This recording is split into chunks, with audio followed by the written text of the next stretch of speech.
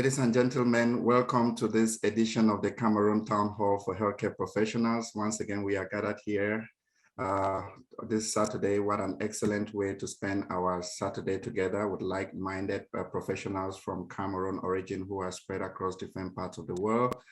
Last week, we had a very interesting session. We were looking at the COVID-19 Delta variant, and we had a lot of information as far as Delta variant is concerned. We had Dr. Kenji, who works at the Stanford Health in California. And so he gave us so much information. It was a very interesting session. And of course, we always look for the best experts to bring on board. And this time around, we are bringing yet another big expert in the house who is going to thrill us through a very exciting topic. But of course, for those who are joining this for the first time, the Cameroon Town Hall for Healthcare Professionals is a platform that brings together healthcare professionals from Cameroon origin who are spread all over the world. So far now, 34 countries that we have on our database. And we do gather here every 2 weeks, Saturdays at 1 p.m. Eastern time and 6 p.m. Cameroon time to have a conversation on health issues that are affecting our people back home and to share knowledge with each other, both healthcare professionals at home and abroad, to see how we can network and build collaborations that can help us improve the health of and well-being of our people. We have had this kind of sessions for the past 18 months. And we continue to have the sessions every 2 weeks. Today, I will have the pleasure to co-moderate with Dr. Brian Tegomo, who is one of our co-moderators. And of course, we have our own Luisa Viban, who has not been able to be with us for the past month, but today we are so thrilled to have you back in the house, Dr. Luisa. We are so glad to have you. And Dr. Allison is also one of our co-moderators. We hope she might be able to join us, but she's really committed today. She told me she's having a lot of book work to handle. Of course, we give thanks to our chair, Dr. Muno Kenneth, who is the brain behind the Cameroon Town Hall for Healthcare Professionals and does a lot backstage to put together this package that we bring to you every fortnight. Thank you once again for tuning in as we still wait for others to tune in. Of course, let me get to my co-moderator. I'll start with Vivian Luisa. Luisa, you're welcome. Thank you so much, Elvis. Good morning, good afternoon, good evening, everyone. It's usually a pleasure being here and listening to our very experts who are like brothers to us. So it feels really good hearing from our own people. And today we're going to be talking about something very important because we know that prevention is the best cure.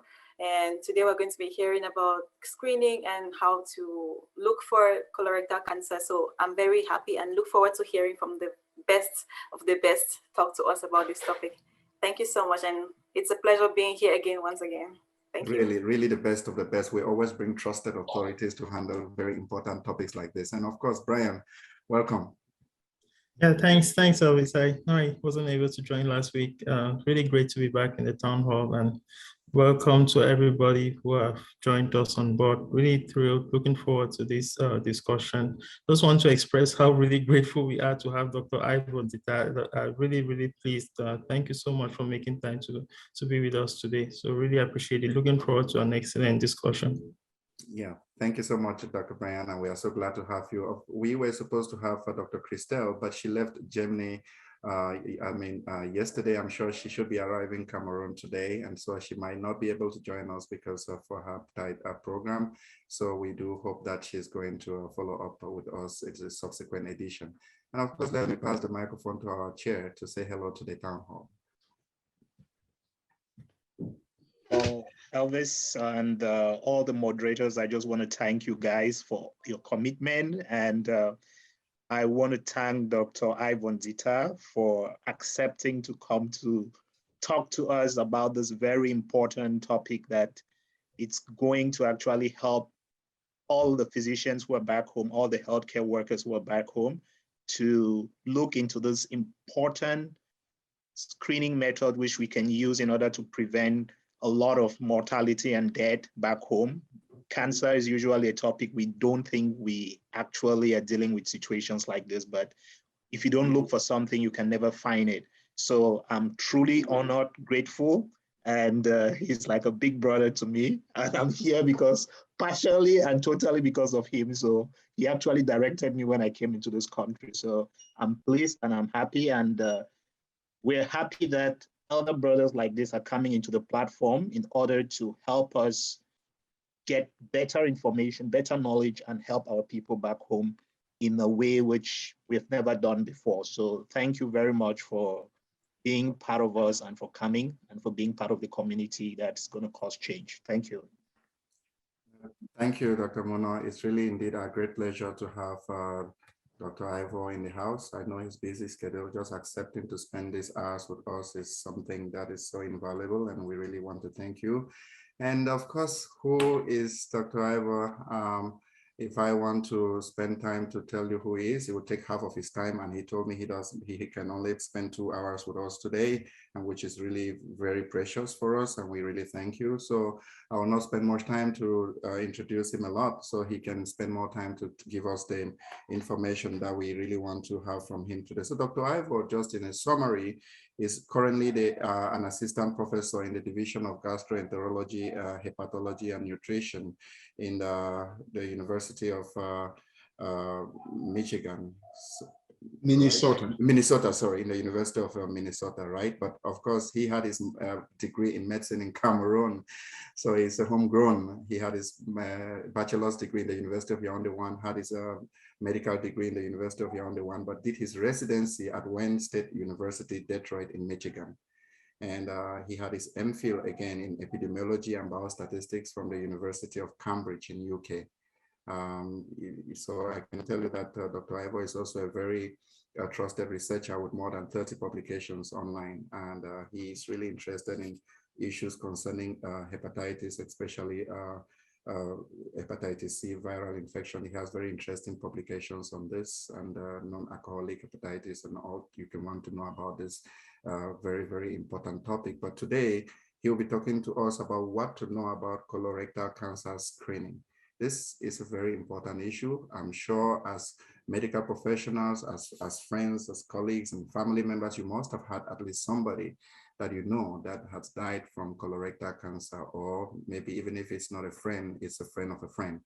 And as the years go by, the prevalence continues to increase if you look at statistics. And so we thought that this is a very important conversation to have, because statistics have shown that most people, before they diagnose them of colorectal cancer, they are already in the 4th stage of the disease, which makes management very difficult, and the prognosis is very low. So today we have our own expert in the house who is going to tell us the importance of screening and what we need to know. Welcome, Dr. Ivo, and I hand over to you. Thank you very much, Mr. Moderator. Thank the chair, Mr. Mono, for inviting me to this very important platform. I've attended a few of the presentations here, and when the chair came asking whether there was anything here that we could discuss in the field of gastro, I thought colorectal cancer would be a good place to start. Not only because it's a very important problem, as you have highlighted, but because it's something that's relatively absent in our own homeland.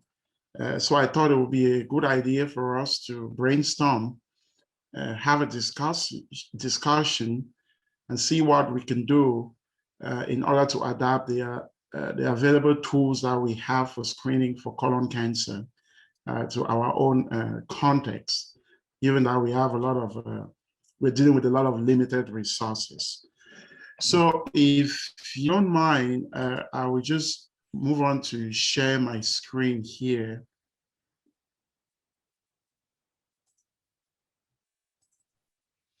So, so this is our topic today, and we will focus primarily on screening. We will not be talking too much today about surveillance, but if somebody has questions in that area, we will certainly be happy to address those questions. We will keep it simple. So we'll make it very simple and actually open room for a robust discussion rather than me talking the whole time. So we have a brief outline here that we will follow, and we will start by really talking about the problem. How big is this problem? And then we will turn around and look at the epidemiology of colorectal cancer. And on that item, we will look mostly at the risk factors and who should be getting screening. And if you do not fall within what we usually call the average risk group, are there other factors that will put you at increased risk?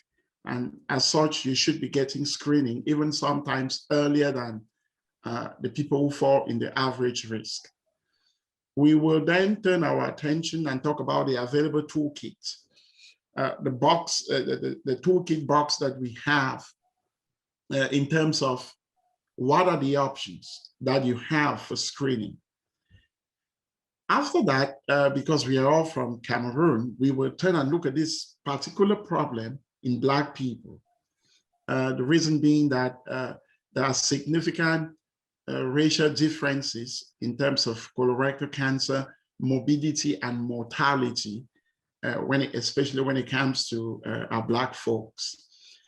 At that point, we will open the floor for everyone to talk, and we will discuss how can we adapt what is available, primarily in the developing world, primarily in the developed world, to our setting, which is developing countries with very limited resources. And then have some closing remarks and summarize the whole presentation. As the moderator today said, you know, I was born in Cameroon, and in a small neighborhood that is called Ntatmafe, and it's found in the Northwest region, specifically in the Maison division. This is not exactly me, but I love this picture because this is exactly how I grew, and I think a lot of you grew exactly like this, very talented young man who is looking towards a very bright future. The others are watching at him and laughing, and he's asking himself what will happen when he gets home. Mama probably doesn't have a lot of money to be buying a new pair of uniform for him every single day. But at the same time, this young man could not avoid jumping into the mud and having a lot of fun. So this is where we all grew. And at the time, I'm not sure any of us knew anything about colorectal cancer. And you'll probably remember uncles who died, and everybody in the family would say, well, it's witchcraft. Nobody ever thought, oh, he was passing bright red blood. He was losing weight. Could that have been colorectal cancer?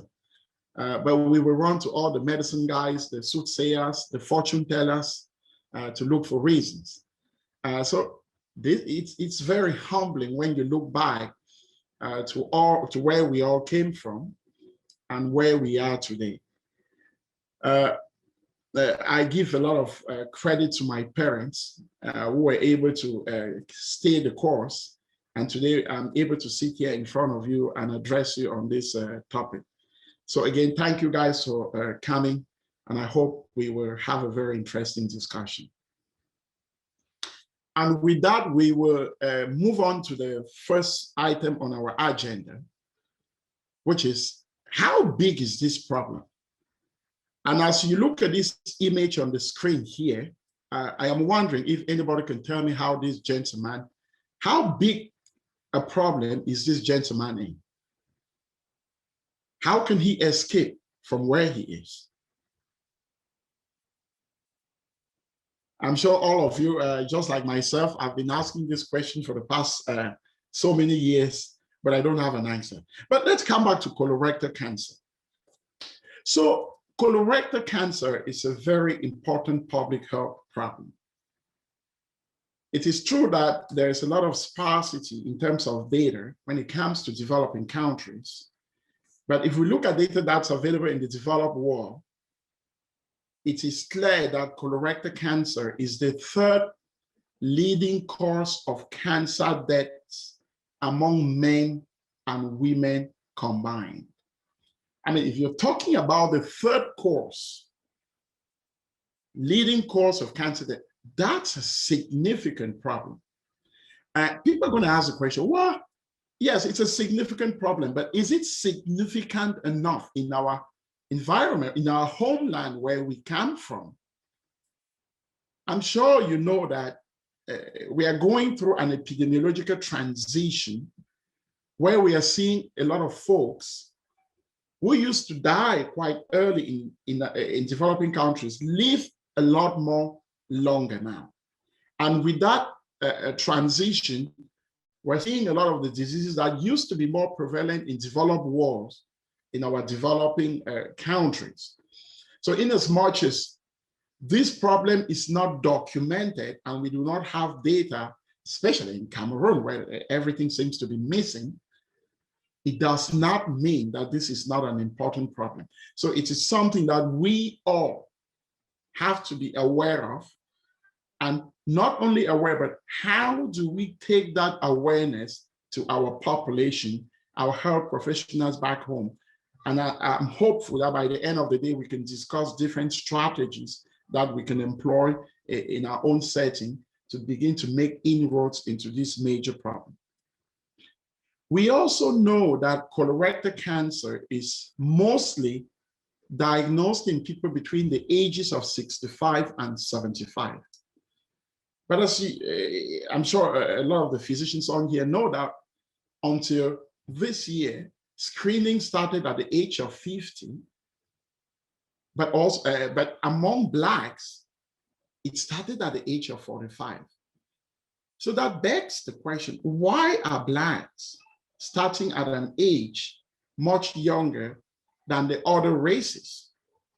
We will get into that problem in the course of this discussion, but keep that at the back of your mind that previously, screening started at the age of 50 for every other race or ethnicity, but among African Americans or Blacks, we all started at the age of 45. That tells you something, that even though the problem is generally an issue for everyone, in the Black community, it is even a much more bigger problem. We know that increasingly we are diagnosing colorectal cancer in younger folks, and about 10.5% of all colorectal cancers are diagnosed in folks who seem to be less than 50 years. So it's therefore not surprising that this year the United States Preventive Services Task Force came up with a new guideline in which they now recommend screening for every single individual beginning at the age of 45. So it's important. That's one of the take-home messages from this discussion, that the 50-year age where we started screening for all races except for Blacks has now been scrapped off, and every single individual starts screening at the age of 45. I know when I say every single individual, that's an overstatement. I'm actually referring to the average risk individuals, because there are individuals that are found within a higher risk group. And we will look at what factors place you in a higher risk group and when you should be starting screening. The age at which you should start screening is much different from the age when people within the average risk group start screening. We also know that, as I say, that we are seeing cancer in younger folks. From the year 2000 to 2016, we've actually seen an increase of about 15% in the incidence of colorectal cancer among folks 40 to 49 years. That data I give you to, again, add more flesh as to why the new recommendation makes a lot of sense. Some people even wonder whether, if Blacks used to start at 45 and whites at 50, and now we've brought the age down to 45 for everyone, why are Blacks not starting at the age of 40? If they truly had a huge burden of colorectal cancer. If we are decreasing the age, why are we not decreasing it among Blacks? And I'll tell you what, that's a question I've asked on the AGA, American Gastroenterological Association website, why that is not happening. Is it one of those things where we cry about disparities or inequality in terms of access to care and paying attention to racial minorities? But again, you are here today to get this information, think about it, and see how you can apply it in your different practices.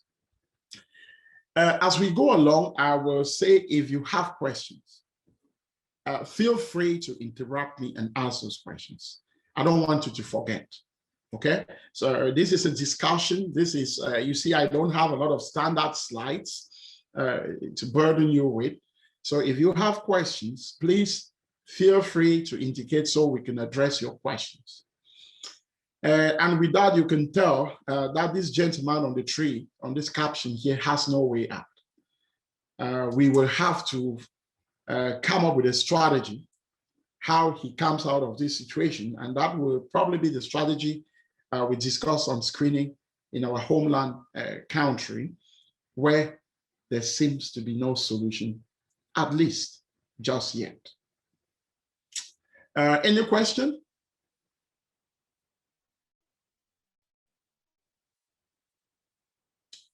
Okay.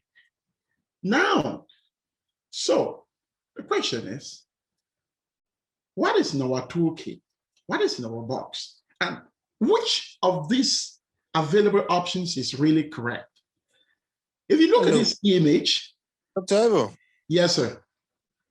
Yes, thank you very much. I think at this stage, I would like to, first of all, try to find out the data you just presented, like concerning the burden of this disease. What contribution is African countries giving to this data? Does it really, do we really contribute much to this data, or is it exclusively Caucasian? Thank you. Very good question. You know, at the onset of this discussion, I made a statement that unfortunately we have a lot of paucity in terms of data on many health problems, not only colorectal cancer from our setting. So that question is important because this data is primarily from the developed world. We have very scant data from African countries. As you know, for example, in Cameroon, until recently, there was no colonoscopy. You couldn't have a colonoscopy in Bamenda. It's only recently that, for example, the guys at Mbingo in Com, and I hope everybody understands what I'm saying. I'm really going back to our home country here to describe places that hopefully we all know where they are, acquired a colonoscopy machine. So even if they reported anything you can imagine, it is a terrible underestimation of the burden of this problem. To answer your question, this data is primarily given or coming from developed countries. And in our settings, we do not have a lot of data. And even what does exist is a huge underestimation of the problem. Remember, I said when one of my grandparents died and he was pooping blood, we actually, instead of finding out what went wrong, we went to a traditional medicine man for him to cast some dice and tell us who among the family members was responsible for poisoning him. And I tell you what, a lot of those cases are cases of colorectal cancer. So primarily developed countries. Thank you. Do we have any other questions? Yeah, I was wondering if because I think globally we are seeing a huge change in dietary patterns, and I was wondering if what we're observing in the United States, and we're currently seeing an increase in non-communicable diseases, particularly in Africa. So I was wondering if some of those patterns that we're observing in the developed world, if that's contributing to the incidence? Can we make those kinds of inferences just based on the change in dietary patterns that we are seeing in highly developed countries, and make inferences about the incidence of colorectal cancer in Africa in general, or in Cameroon in particular? So Brian, that's a very good question. And I think that will fit very well into the next section of our discussion, which will focus on risk factors for colorectal cancer. And we'll probably talk a little bit whether dietary factors play a major or significant role in the incidence of colorectal cancer. So we will be answering your question in the next section. So let's turn our attention now and talk about risk of colorectal cancer in the general population. The second take-home message that I'd like you to note is that age is the main risk factor for colorectal cancer. So for all of you sitting here today, it is primarily not how you look, not how rich you are, but simply whether you will get to the age. And that is the single independent and strongest risk factor for developing colorectal cancer.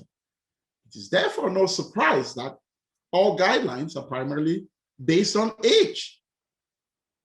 And as you know, as healthcare professionals, those who are on here, again, I apologize, I'm not very sure. I know it's a very diverse audience. I'm assuming that a lot of healthcare professionals are on here. As we get older, if you are able to go past the communicable disease challenges that we face as Africans growing up as children, and you get to this point, you will now face issues with non-communicable diseases like the developed world. And the longer you live, you are pretty sure you will get to a point where you will be considered at risk for colorectal cancer. So age is the single strongest determinant for who is at risk of developing colorectal cancer.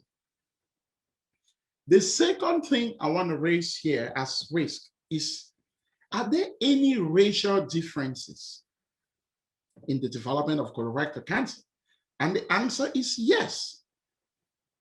We know that Blacks, and primarily African Americans, have a higher burden of colorectal cancer. And by burden, we are referring to morbidity as well as mortality. So we know that Blacks seem to develop colorectal cancer at an earlier age compared to the other racial groups. We also know that even when the Black shows up, his disease is often at the more advanced stage than the other racial counterparts. We don't know exactly why. Perhaps our lifestyles play a big role in this, but the data is controversial. This is what we have observed. This is what we know exists, but we cannot understand exactly why. But perhaps if you know the other racial disparity issues in terms of how health outcomes vary in developing countries, you can begin to imagine that some of those socioeconomic factors, which are the main drivers of the disparities in health care outcomes, may be playing a role. Poor life, smoke, living in homes that have tons of people, the kind of foods that we have access to at McDonald's, that's where we live. You know, those factors probably play a role, but nobody can sit here today and clearly tell you the proportion of what those factors are contributing to this significant burden of colorectal cancer among Black folks. But at least remember that Blacks come in with earlier disease, not only early, but they come in with at the time of diagnosis, they have more advanced disease than the other racial counterparts. And you can imagine the implications in terms of management. If you came with colorectal cancer that's still localized, you can have surgery and you're free. But if you came with colorectal cancer that has sent a small baby to your liver, well, we have to deal with the baby now. So these things drive the differences in outcomes that we see for colorectal cancer.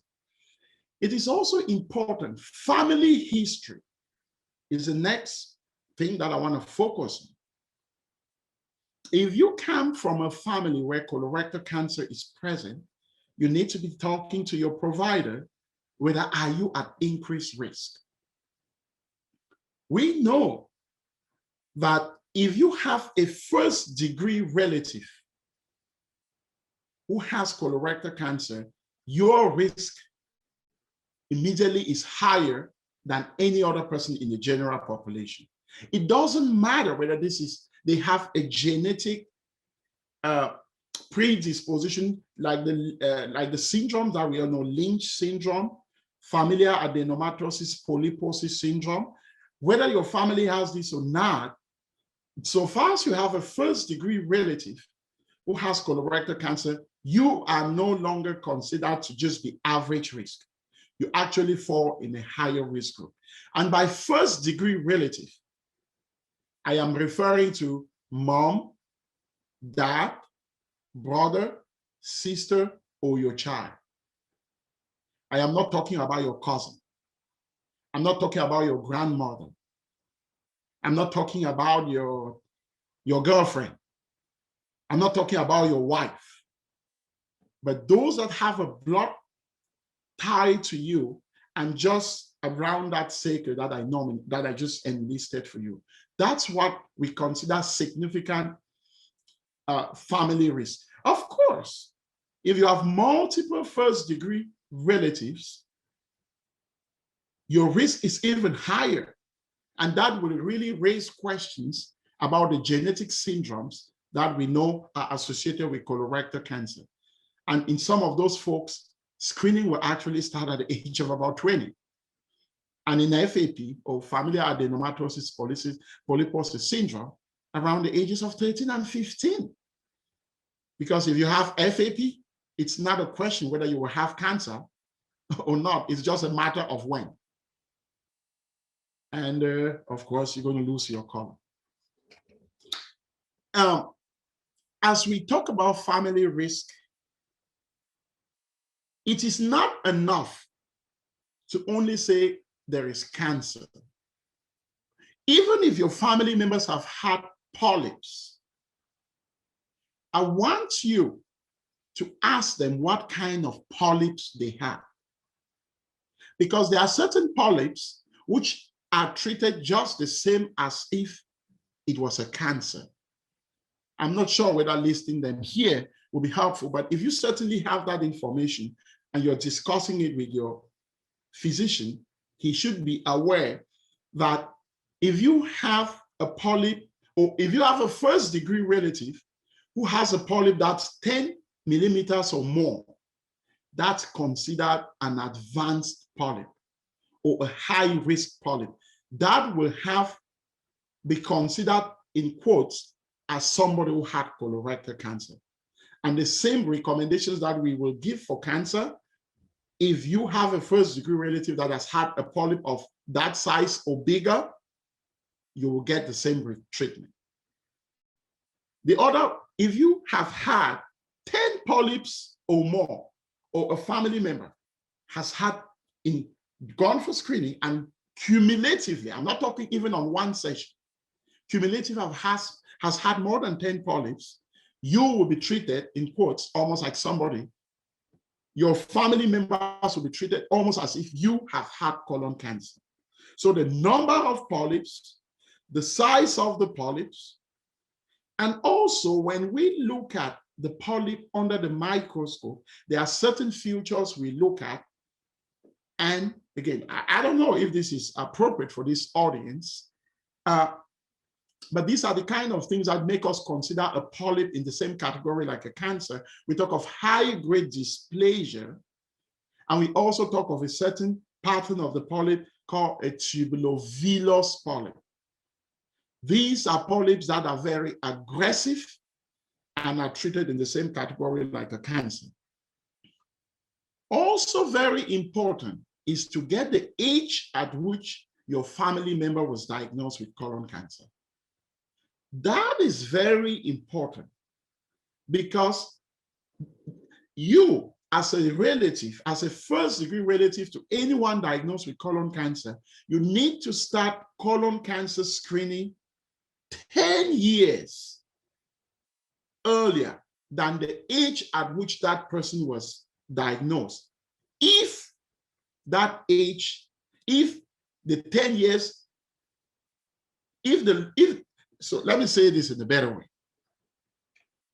If you have a family member who has had colon cancer, the age is important because your first-degree relatives will need to start screening at an age 10 years younger than the age when you were diagnosed.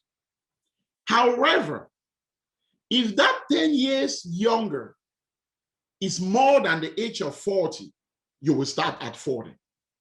I will use an example. If you were diagnosed at the age of 52 with colorectal cancer, at what age will your children or brothers start colorectal cancer screening? 52 minus 10 is 42. 42 is bigger than 40. So you will start at 40. But if you were diagnosed at the age of 46, 46 minus 10 is 36. You will start at 36. So it's either the age is younger than 40 or later is the age of 40. Did I confuse you guys enough? And with that, if you look at the image on your screen, is this a 6 or a 9?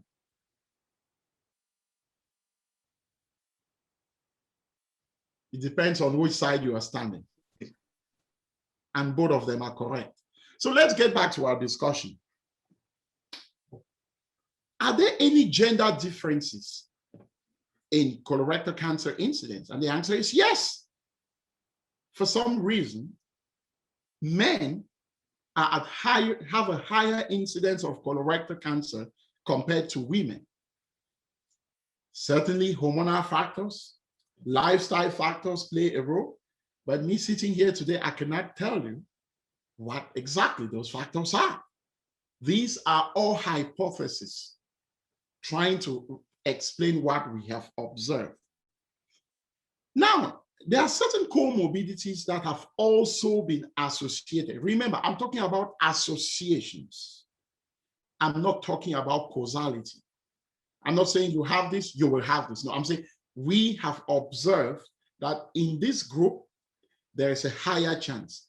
People with diabetes, people who are obese, people who have been smoking for a very long time, and also people with a history of unhealthy alcohol use. You're probably asking me what is healthy and what is unhealthy. As somebody that who practices a lot of hepatology, and you know, the liver is very concerned when we talk about alcohol. For men, I'm not asking you to do this. You must consume less than 14 alcoholic drinks in a week. And for women, do not exceed 7. Don't quote me for asking you to be drinking 14 drinks a week. But in theory, that is what will be considered healthy. And if you're all okay, we shouldn't observe unhealthy effects of you consuming that amount of alcoholic drinks. There are other risk groups like people with inflammatory bowel disease. Here we are looking at inflammatory bowel disease such as ulcerative colitis and Crohn's disease. Again, a thing that we do not diagnose back home. I'm sure all the guys on here who are physicians, who train where I train, probably finish your training with never seeing a patient with ulcerative colitis or diagnosed. I don't know whether you guys were fortunate, but I never saw one. Does it mean it does not exist in our setting? I'm not sure. But if you have inflammatory bowel disease, that involves your colon. If, for example, if you have Crohn's disease, that only involves your small bowel, your risk of colorectal cancer is not much higher than any other person. But if you have Crohn's disease of the small bowel and the colon, then your risk is much higher. And those patients will start screening 8 years after their diagnosis. It doesn't matter the age. And of course, if you have inflammatory bowel disease with the liver complication that we call primary sclerosing cholangitis, you immediately start as soon as that we diagnose that condition. Again, going really detailed here, but please pick and choose what you think is useful for you and will be applicable to your context. So with that, let's go to our toolbox. So what is available and who qualifies for what? So it turns out that there are two main groups for of screening tools that we have. There is what we call the stool-based tests and what we call invasive or direct visualization tests. And for the stool-based tests, there are several modalities, which I wouldn't go too much into detail, but if I cite them for you, they just include the high sensitivity guaiac fecal occult blood test. There's also what we call the fecal immunohistochemical test. And there is a stool DNA-based test, or what they commonly call colorectal. The guaiac-based FOBT or FIT test basically detect blood in your stool. And one does this, the guaiac test is based on using chemicals to detect blood, but the FIT or the fecal immunohistochemical test uses antibodies to detect blood. But both of them detect blood in stool. But what I want you to know is that once that is done, if you are positive, then you have to then go through a colonoscopy. And remember, for example, those in the United States, if you have this test, which is very cheap, it's not even up to 100 or 200 bucks, and it's positive, this is considered your screening test. When you go for your colonoscopy, it is now considered a diagnostic test and you're going to pay for. But if you went straight to get a colonoscopy, you're not going to pay because that is considered your screening test, which is a lot more expensive.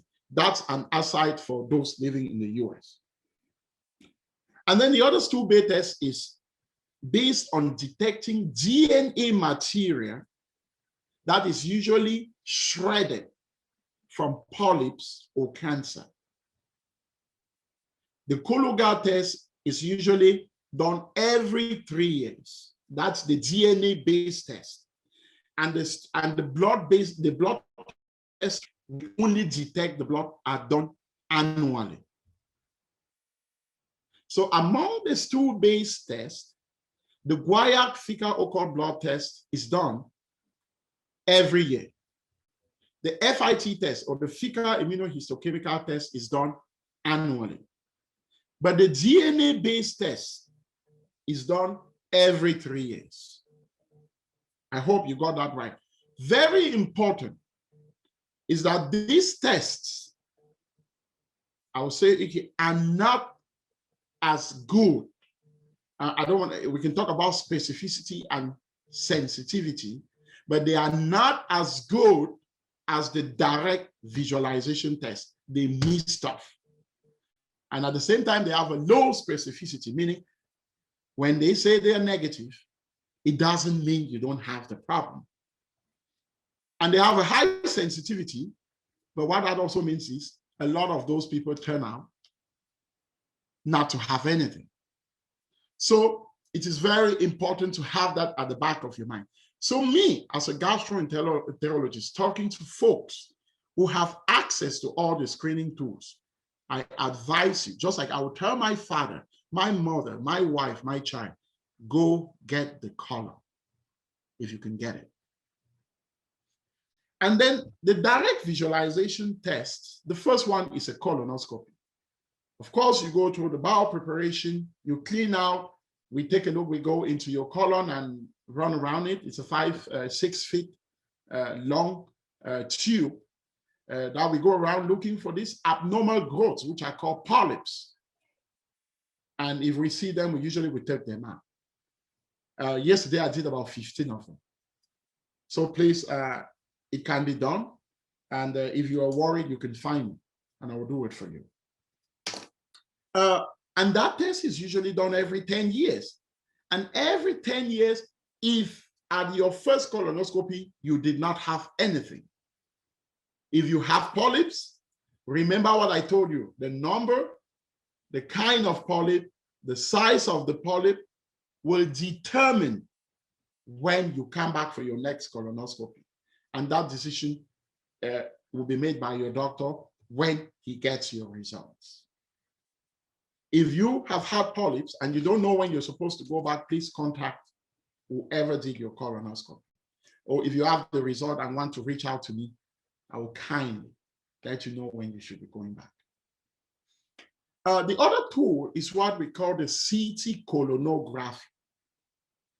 So a CT colonography is like a CT scan where you're going to clean out, not as much as you do for a colonoscopy, but they're going to give you a dye to drink that will be able to delineate the walls of your colon and any abnormal growth can be seen. This test is usually not approved upfront.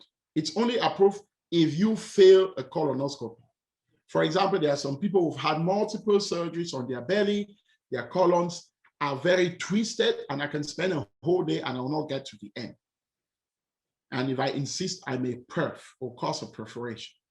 So I will stop and then request this test. If this test is positive, we have to find a way to do that colonoscopy. So upfront, it's not your first option. And then we have the flexible sigmoidoscopy. The flexible sigmoidoscopy just sees about 40 to 60 centimeters of your colon. And it just sees the left side of your colon. It doesn't see the other side. And that test is done every 5 years. The CT colonography I spoke about is also done every 5 years. And finally, there has been a proposal to combine some of these testing modalities. For example, a flexible sigmoidoscopy that sees the left side of the colon with the stool testing every year.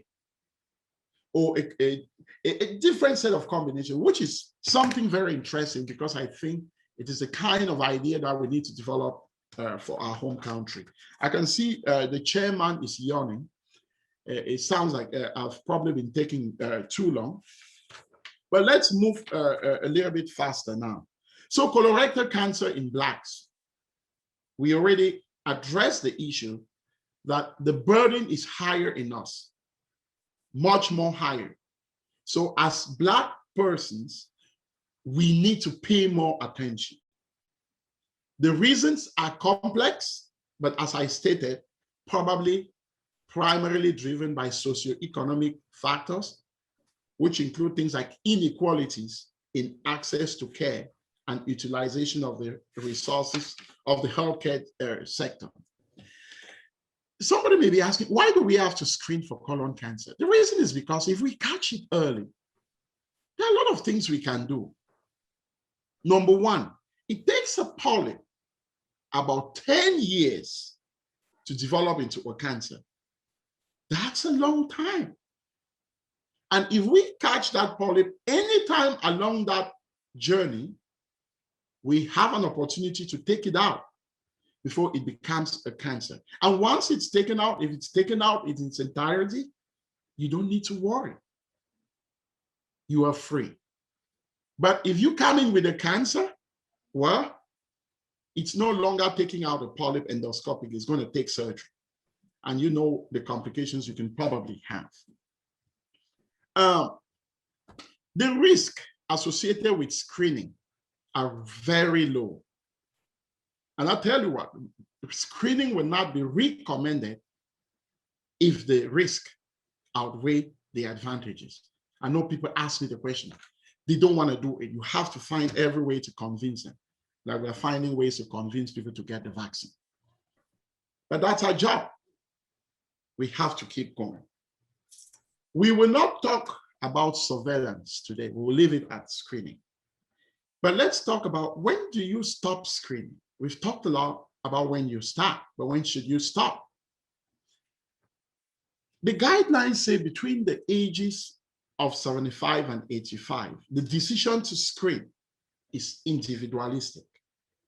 It depends on your risk. It depends whether you have prior colonoscopies and what did they show. But most importantly, whether looking at you, I think prognostic-wise, you have more than 10 years to live. I'm not saying you will die at 75, but I'm saying at 75, things begin to change. Some of us begin to walk with a walking stick. And therefore, we need to consider those things in our decisions before asking you to drink 4 liters of Go Lightly. When you cannot walk, it will be difficult to get to the toilet. With that, let's quickly look. Now, the next step was primarily focus on discussion. So you now know about the burden. You now know that Blacks carry a higher burden. We have discussed some of the factors why data is not available from developing countries. We've also looked at what tools are available. Let all of us now turn our attention and look at all this stuff that you have said. How can we adapt it to homeland? And at that point, we will open the floor for a discussion. Thank you guys for listening. My dad used to say, Ivor, listen to everyone, even to people that talk stupid, that talk rubbish, or that don't know how to speak, because ultimately you will learn how not to speak badly. So I thank you guys for listening, and let's move on to the discussion. Wow. Thank you so much, Ivor. Thank you for this wonderful presentation. It's really been excellent. If you don't mind, stop sharing your screen so we can see everybody and feel the temperature in the hall. Yes, let me stop. Good, beautiful. I can see Vivian smiling, and Brian and everyone is surely, feeling really, really anxious to get into the conversation mode with you. So thank you so much for this excellent presentation. I have a tradition of always just taking down key points when a presenter is, doing the presentation, so I can do a resume. But today I was like, I got so carried into it that I forgot that I had a pen in my hands. That's just to tell you how exciting your presentation has been. So thank you so much. And Brian, how was it? It was a lot, and thanks a lot. Brought a lot of things, to a lot to think about, a lot to work on. I really looking forward to the discussion, and particularly in Cameroon, where we have to. I just took so many notes. So I just thinking about what screening tools if we should probably invest in and expanding. Particularly for our context here in Cameroon, and what kind of screening tools are most optimal. I'm not very familiar with the gastroenterology space in Cameroon, so I don't know what tools we do have. But I remember when I was practicing in Cameroon, we were doing the fecal occult blood test, at least at the time. I think that was a primary screening tool. I don't know if he talked about the fecal something. FIT. I can't remember. Sorry. Yeah, I don't know if we do have that. I don't know if the sensitivity for that one is higher than the FOBT, or if the other one is better than the other, and things like that. I don't know. We're doing colonoscopy at the time, but I don't know how common, how expensive it is. I'm not very familiar with that space. So I think it was a really great presentation, very simple, straight to the point. Thanks a lot, Dr. Ivor. Really appreciated it. Thank you. You raise very important question. I had the opportunity to work at the Douala General Hospital when I left QS for about 2 years before I left. And I would say colonoscopy in Cameroon, I think increasingly we're seeing a few centers that have colonoscopes available. As I said during the presentation in Bamenda, we know Bingo now has a colonoscope, so they can do colonoscopies. In the big cities, the big centers, Douala and Yaoundé, that's no question. I really don't know much about the other regions, but for sure in Bamenda, Bingo does have it. The problem that we face is that, unfortunately, they don't take our polyps. They don't. So they go in, they see the problem, then they come out and tell you that you have a polyp. So again, why? I don't know. I can't, whether they don't have snares or they don't have the tools that we use to get our polyps. So ultimately, it's almost like, why did you do the test? Maybe, and they primarily doing colons in Cameroon is as a diagnostic test. It's not really as a preventive tool. And if they go in, you're bleeding, they go in, they see where you're bleeding. Again, they may inject some epinephrine. They don't have clips. They don't have, a cautery to do some cauterization.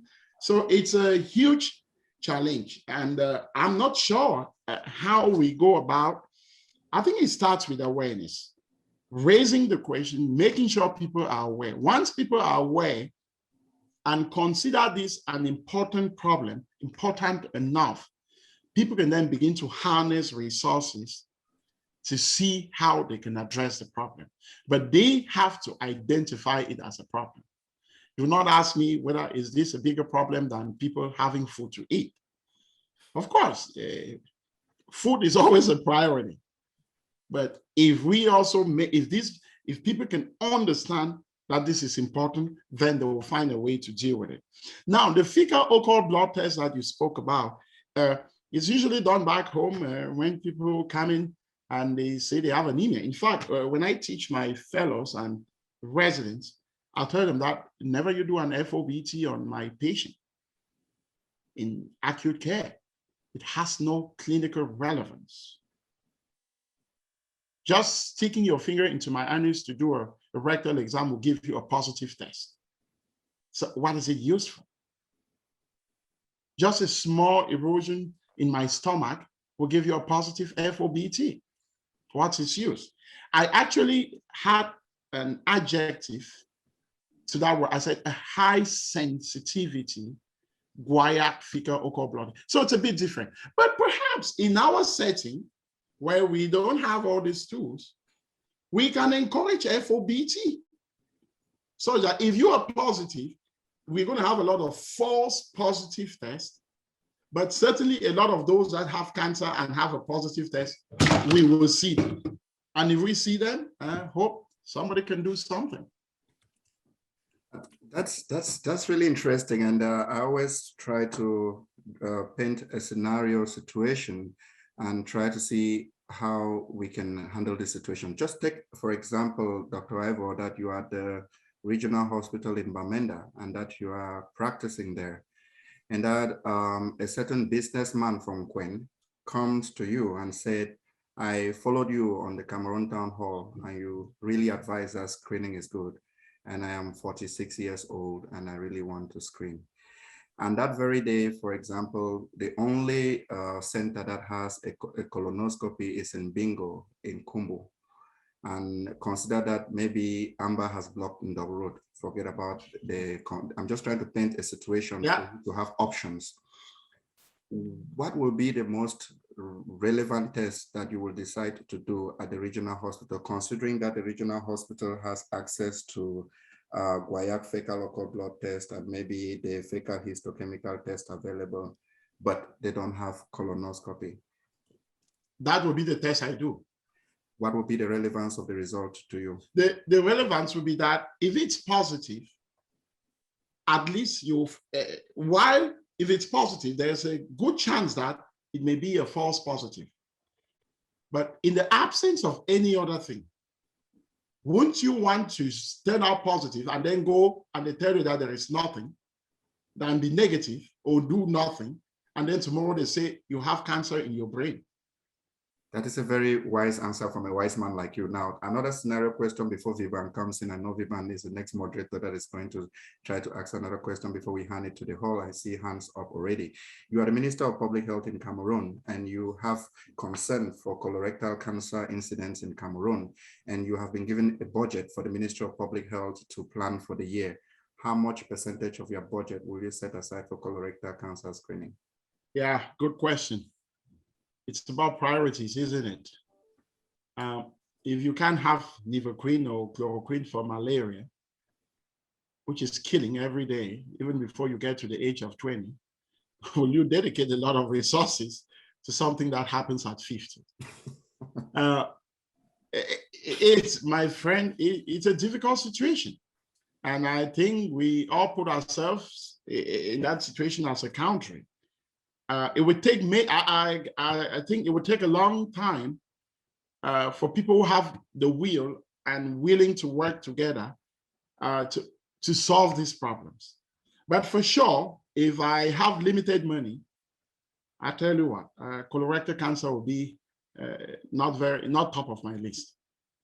I'll be looking at malaria, drinking water, cholera, and diarrhea due to dirty, poor hygiene before I look at colorectal cancer, because you may never get to the age to have cancer. You're a very pragmatic. You're a very pragmatic person. Thank you so much for this really, really good answers, Vivian Louisa. Yeah, thank you so much, Dr. Ivo. It's been a lot to take in, and it's very well spiced and broken down that we can just digest. But I would like to go more, because we're here like in our audience is more like the healthcare professionals. What would you say should be our not response, our reflex? So back in Cameroon, considering that people don't routinely come for checkups, people only come to the hospital when they are sick, how do we get the population? What should the healthcare professionals be doing to get people to start screening at the right age? Would you just advise that when we see any patients, maybe someone that came with fever, for example, and just say, oh, sorry, sir, I would like to talk to you about colorectal cancer. Have you ever heard about it? What would you advise that the healthcare professionals do to pick up with the screening? Certainly, thank you for that question. Any screening test, any screening for any disease going forward is a result of a shared decision between you and your patient. Our job as health professionals is to provide the information and help them understand its importance and tell them what we have and let them make the decision. Now, it would, as for healthcare professionals, I think it starts with simple awareness. At this point in Cameroon, do I believe we can set everybody at 40 go get screening? Where? So it can't work that way. So I think perhaps it will start by somebody having to come up with the risk, a higher risk group that we can focus on.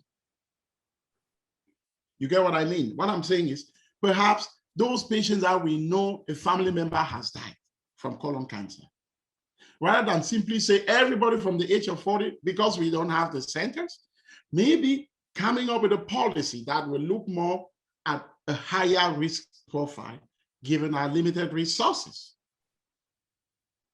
And those are the people, and maybe because we don't have a lot of colonoscopies, they first get even the Guaiac stool test. And if they could get the FIT test, because the FIT is great and it's far better, the antibody test for detecting blood is far more sensitive than the chemical test for detecting blood, which is the Guaiac test. In our setting, if we are poor, at least let's get the Guaiac test. So awareness, give the information to the patient, let the patient make an informed decision based on what we have available. At the policy level, let's say at the ministry, can we come up with a group that kind of defines the highest risk group, given the limited resources, and let these people at least be those that go through the basic Guaiac-2 test, and when they are positive, they can find themselves to these centers that have the colonoscopies. But I don't think making a blanket statement like everybody from the age of 40 go is going to work. Great. So Muno, your hand has been up. So I'm sure you have, it's your turn to. So it's been a very enriching presentation and discussion this far. So I just want to ask some basic questions. When I grew up back home in Cameroon and I trained in Cameroon, I never heard about a policy even to screen for colon cancer, meaning there was no policy to screen for colon cancer. I could assume that it was not even a problem because we never saw it. Even after practicing in Yaoundé, I saw very few patients who were actually diagnosed with colon cancer. There was no policy in the Ministry of Health on the guidelines towards how to deal with screening for colon cancer and even how to modalities to treat patients, because at the time there were even no CT scans. When I left Cameroon, they were just trying to vulgarize CT scans to make them available. Colonoscopy was not available in the regional hospital where I worked, and in most hospitals in Yaoundé and Douala at the time. Maybe things changed the years when I left. And there was an issue also of research into defining these cancers even to be a problem in Cameroon. There are two cancers I hear about in Cameroon a lot. It's breast and prostate, because you can see those organs, and a lot of people are engaged in actually trying to diagnose those particular kind of cancers. So those are the two you hear about. Colorectal, which is like the third most common cancer worldwide, no one talks about it. And even when they talk about it, the modalities of treatment, once patients are even diagnosed, is always surgical, even when the patients have not been staged. I happen to have been home in a very unfortunate situation where one of my aunts had colorectal cancer. By the time I had to prevent her from getting surgery, because she already had metastatic disease, someone had operated her without even doing a staging workup. So it goes to the point where the availability, no one even proposed to her that she even had to do a colonoscopy. The CT scan of the abdomen was done. For some reason, no one did chest, brain, and everything else. So it comes to a point, my question is, at the moment, are we even ready? Is the health system ready to deal with colorectal cancer and cancers as a whole? As Dr. Iwood put it, Dr. Dieter put it, we have so many other health problems, primordial, that affect children, that are still infectious disease problems that we have not even taken care of. Are we even ready to deal with this problem going forward? So Dr. Dieter, what do you think about this reflection? My friend, you're correct. You're absolutely correct. Again, it's a discussion for all of us. I don't know. You and I not even being in a position to make policy. I will still go back to the response I gave before you took the mic to say, let's just start with the awareness. Just go for awareness. Educate the folks, let them pay attention. And if we have our way, we will have to define our own risk group, because we cannot just do it like people that have excess of resources. We don't have them. We define our own risk group based on what we know, but instead of just saying everybody from this age, we will have to say people from this age that are like this, you know, a pyramid kind of thing where everybody, yes, in that age group, but do you have this factor or that factor? If you do, then you start with the simpler, cheaper tests, which are the stool-based tests. And if you have something, then you have to go to color. And it's, you know, in our context where you have to pay for everything. It will also come down to who can pay. I tell you what, again, when I reflect on my background and my upbringing, sometimes I just thank God for being where I am, because like a lot of other folks, I would not have been here. I'll tell you what, a lot of folks don't have that, and it will take government policy.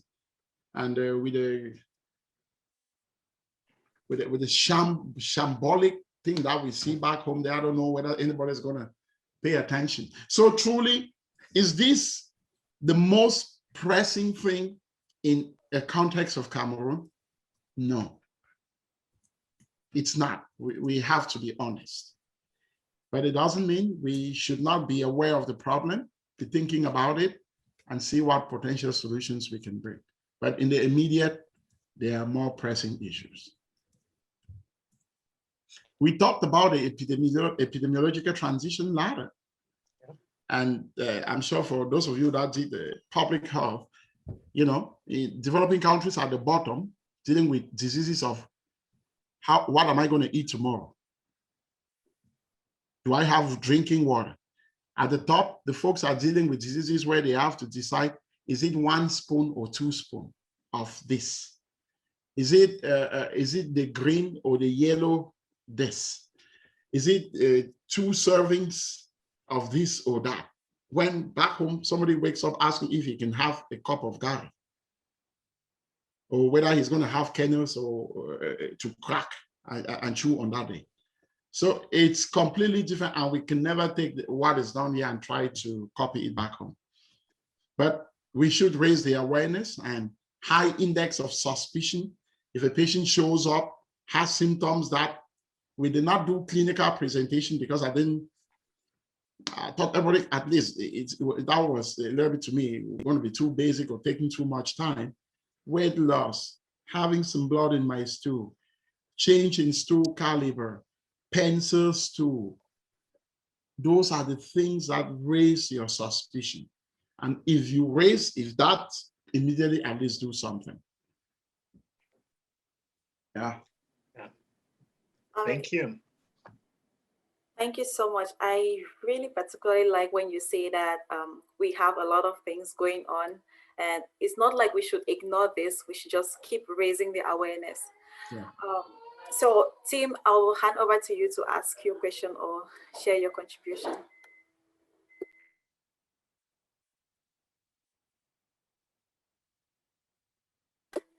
Tim? I was just before. Oh, it's okay. I think we have a gastroenterologist in Cameroon in the hall. I think he works at the hospital in Yaoundé, in CH3 in Yaoundé, and we're really honored to have Dr. Tanguy with us. And I don't know if Dr. Tanguy is here. If he's yes, was wondering if you'll be willing to share his perspective. Dr. Dita really walked us through the global epidemiology of colorectal cancer in Africa, talked us through the risk factors and talked us through some of the diagnostic modalities that do exist, and really wanted to hear, since you're on the ground and you're the expert on the ground, I really wanted to hear your perspective on what is the current status on diagnostics of colorectal cancer in Cameroon. We would really appreciate hearing your feedback. Dr. Larry. Thank you, Dr. Degomo, for the opportunity to share. I'm Dr. Tanguy Larry. I'm a 4th-year resident at the Faculty of Medicine and Biomedical Sciences in the University of Yaoundé 1, doing gastroenterology. This is my last year. Currently, I'm in France for my last year of specialization. But it's an interesting topic, and I'm going to share my experience for the last 3 years I've spent in Yaoundé. So first of all, I don't think we have any screening policies. In my experience, there are no screening policies. Most of the patients we've seen with colorectal cancer have been diagnosed at the advanced stage of the disease. And the other thing is, in Cameroon, for a study that was done last year for over a 10 years period in 10 hospitals, referral hospitals in the country, showed that we are having more cases of colorectal cancer in the age group less than 30 years.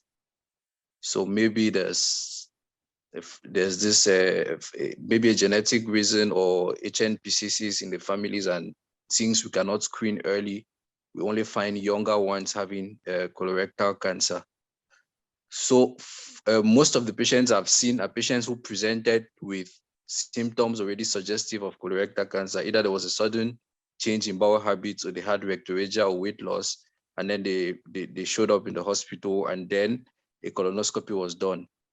The truth about colonoscopy is, one, it is expensive for a country like ours. We all know that the SMIC is less than $50, and it costs averagely about 90,000 francs CFA.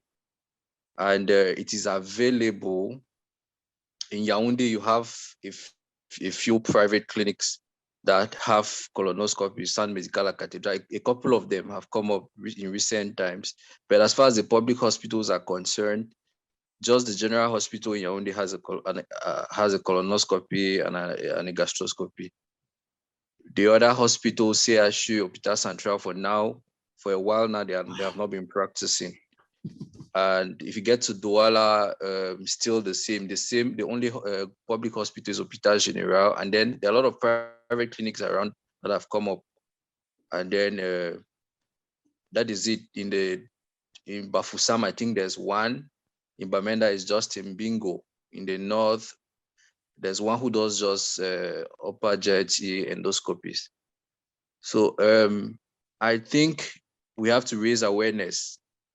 From all the information I got since I joined late, what is essential baseline is to raise awareness. Because if you have a cutoff for screening that, okay, this is low risk, moderate risk, and very high risk, and you see people from 50 to 74 years should screen. The problem is, even if they have the will to screen, it's going to be the cost. And like Dr. Ivo said, we have more problems than just going to do a screening test. So I think it is part of us, because several studies have been done and have identified that the prevalence is rising, and there's been a shift in the epidemiological trend. We have many more younger people having colorectal cancer, like I earlier said. And so we have to raise awareness, make sure that people who have had family histories of colorectal cancer, maybe their children should be screened earlier than as recommended. Then the other issue is with respect to the practice of colonoscopy. I heard somebody was wondering if they do a resection of polyps. In my experience of practice, they actually do resection of polyps. But the other thing is, when the polyp is resected, the patient has to pay for histopathology. So sometimes you are never too sure that the sample that was collected will be sent for histopathology. So it might be a high-grade adenoma that was resected, but you will not have any other precision. And so no strict follow-up will come, because maybe the patient did not have the means to continue. Things are getting a little better as opposed to maybe 10 or 20 years ago, but a lot is yet to be done. Because if just in the public hospitals, we don't even have yet endoscopies, talk less of we, the trainees, exposed to aggressive endoscopy, it is really a problem. So that is the little I have to share. If you need any other precisions, you could ask. Larry, I have a question. During the training, it's not just it's a question, how many colonoscopies did you guys witness and get to do during the training as a gastroenterologist, just before going to France and getting to experience it? The truth about the matter is, this is the truth from me, is that the official training centers, I won't say things the way they are not. The official training centers, like I said in Yaoundé, just Hôpital General has one. CHU is down, Hôpital Central is down.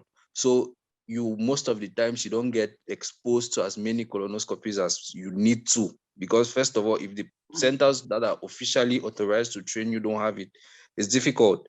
So you have to find your way around it by going to private clinics from individual initiative.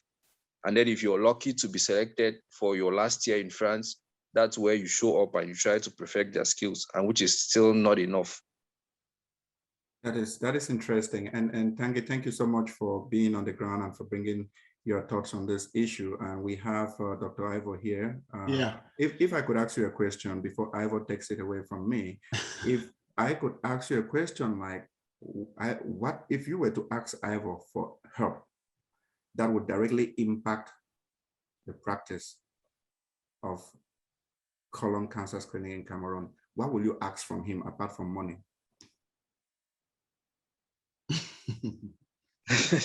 Well, because I think the first thing to impact colon cancer screening, apart from raising awareness, is the available tools and effective training of those who are supposed to do the screening.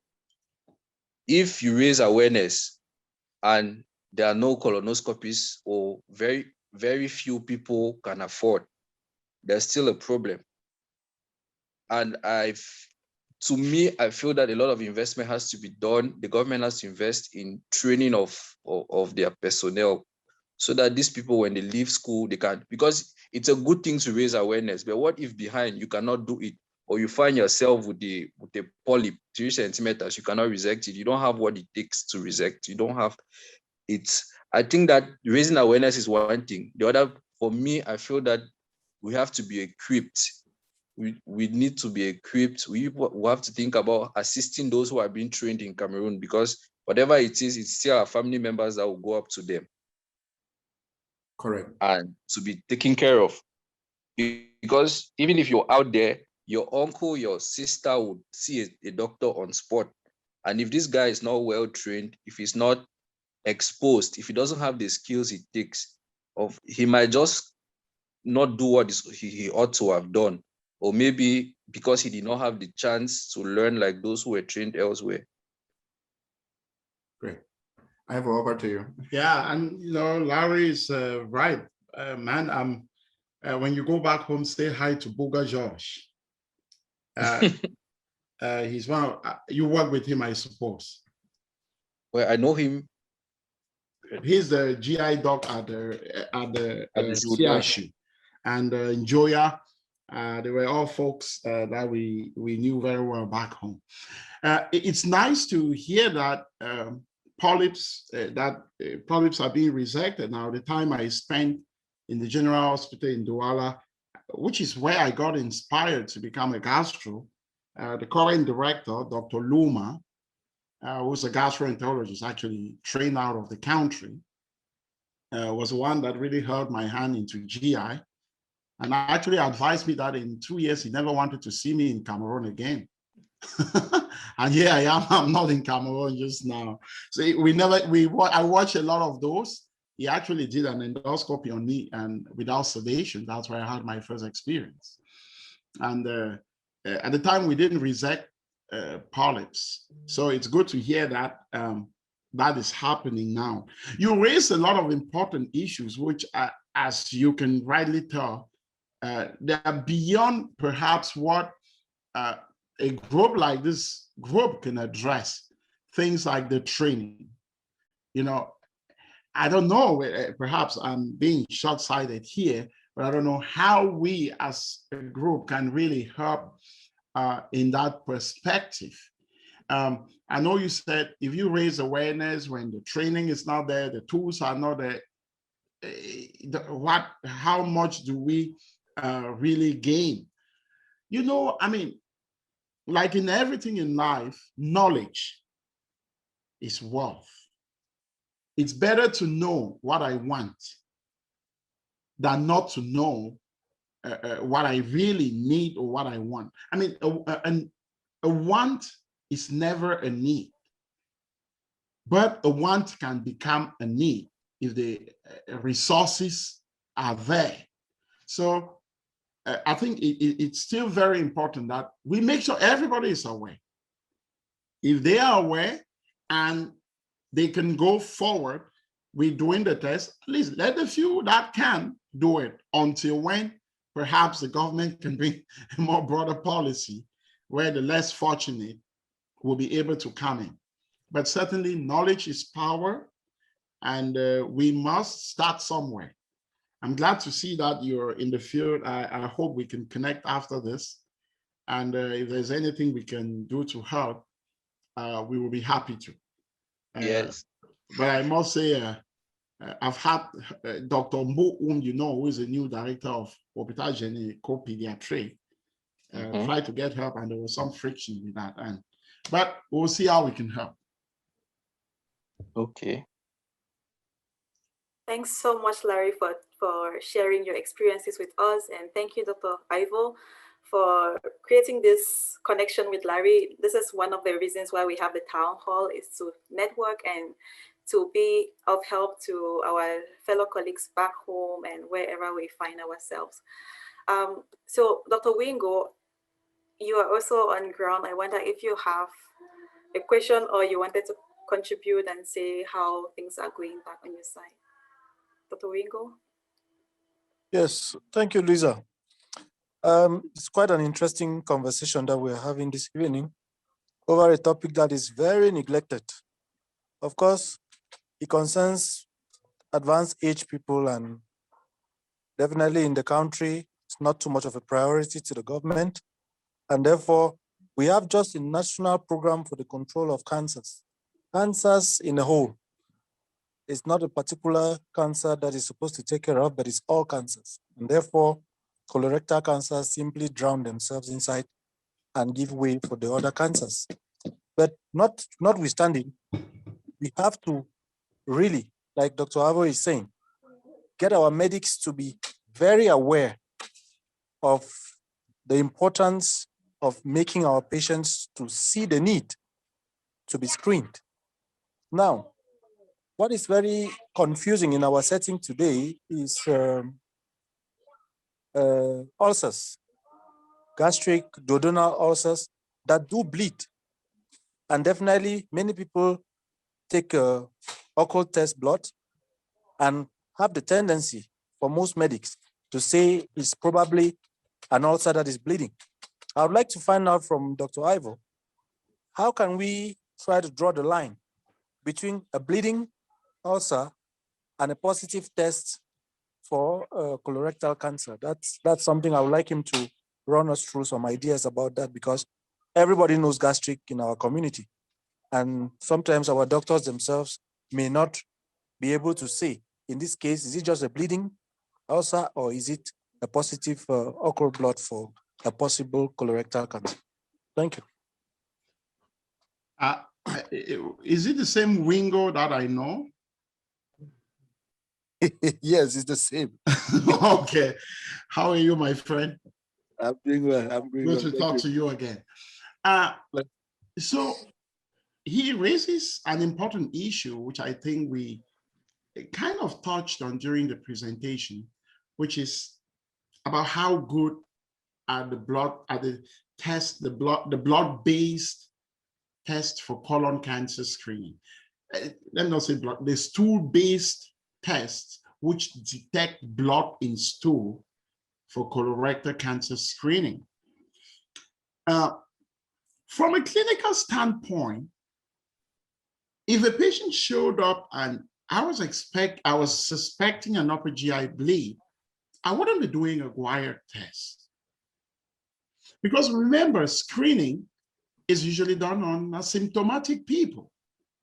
And remember, I also said my fellows in acute care setting cannot get a fecal occult blood test. If you did that at the end of your rotation, I will sit you down and talk to you very well. Because it's just that poor. So there's absolutely, if you do it on that patient, Dr. Wingo, it's going to be positive. Did you expect otherwise if they are bleeding? So it's like you're doing something when you know what the pre-test probability is.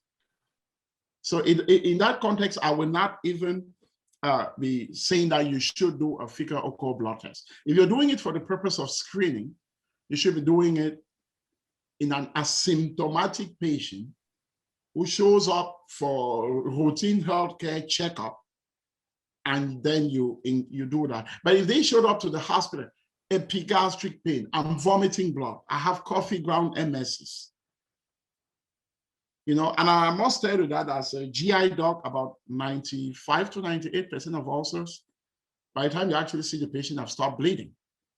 So even though we do endoscopy, I don't treat more than 1% of ulcers that I see, because by the time I get inside, they are all good ones.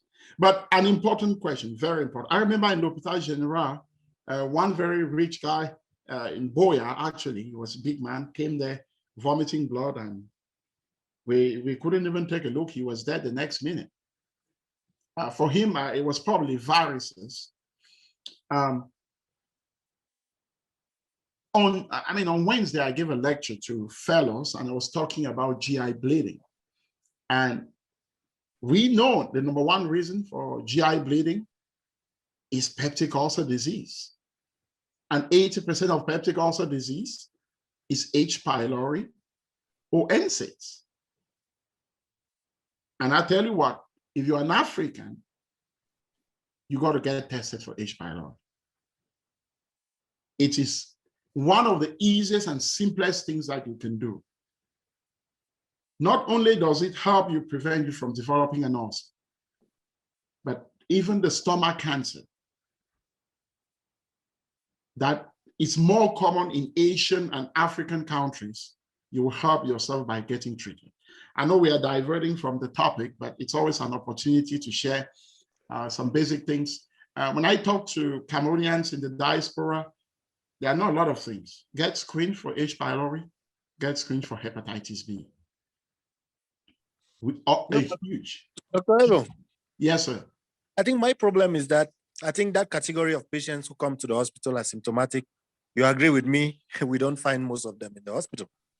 Most of our patients will come when they have symptoms. I think that's the context we are in back here. So what will be the attitude?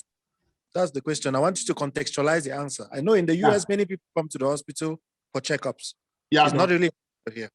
Yeah, Doc, again, generally my advice to you would be that a patient that comes in and you're suspecting a GI bleed, don't get a guaiac test. It will be positive.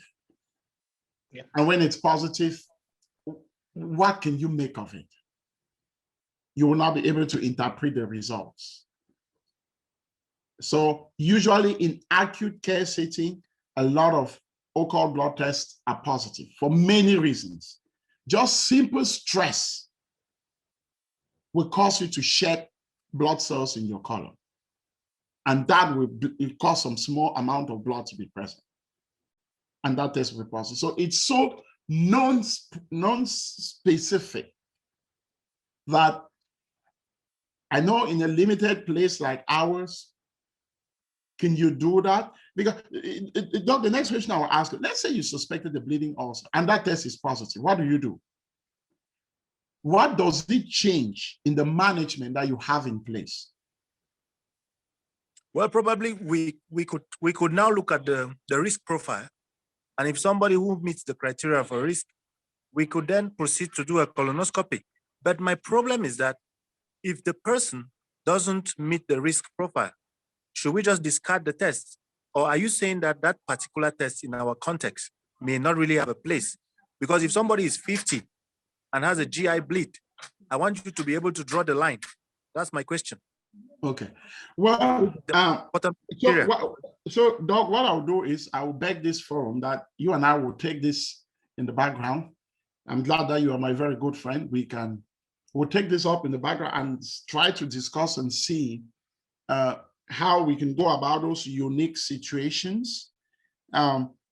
Again, in summary, if you are in acute care setting, especially in a symptomatic patient with what you suspect to be a GI bleed, a fecal occult blood test will not help you. It will not. You will have a result that you will have your hands full in making any sense out of it. So, yeah, let's catch up in the background. Okay. Thank you. Thanks, man. Thanks to see you again.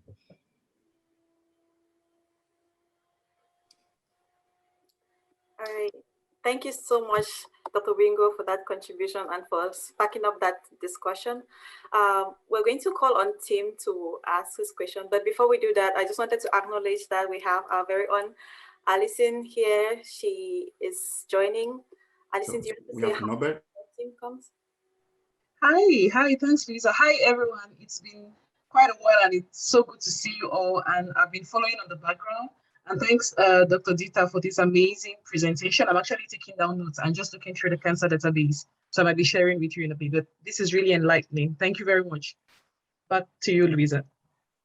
Thanks so much, Alison. So Tim, you have the floor right now. Thank you, Lisa, and thanks to the Grand Frère Ivo for the insight, and we're always happy to learn from him. He's one of our trailblazers as young medical students, and I was particularly interested when Mono put up. Most of you know, and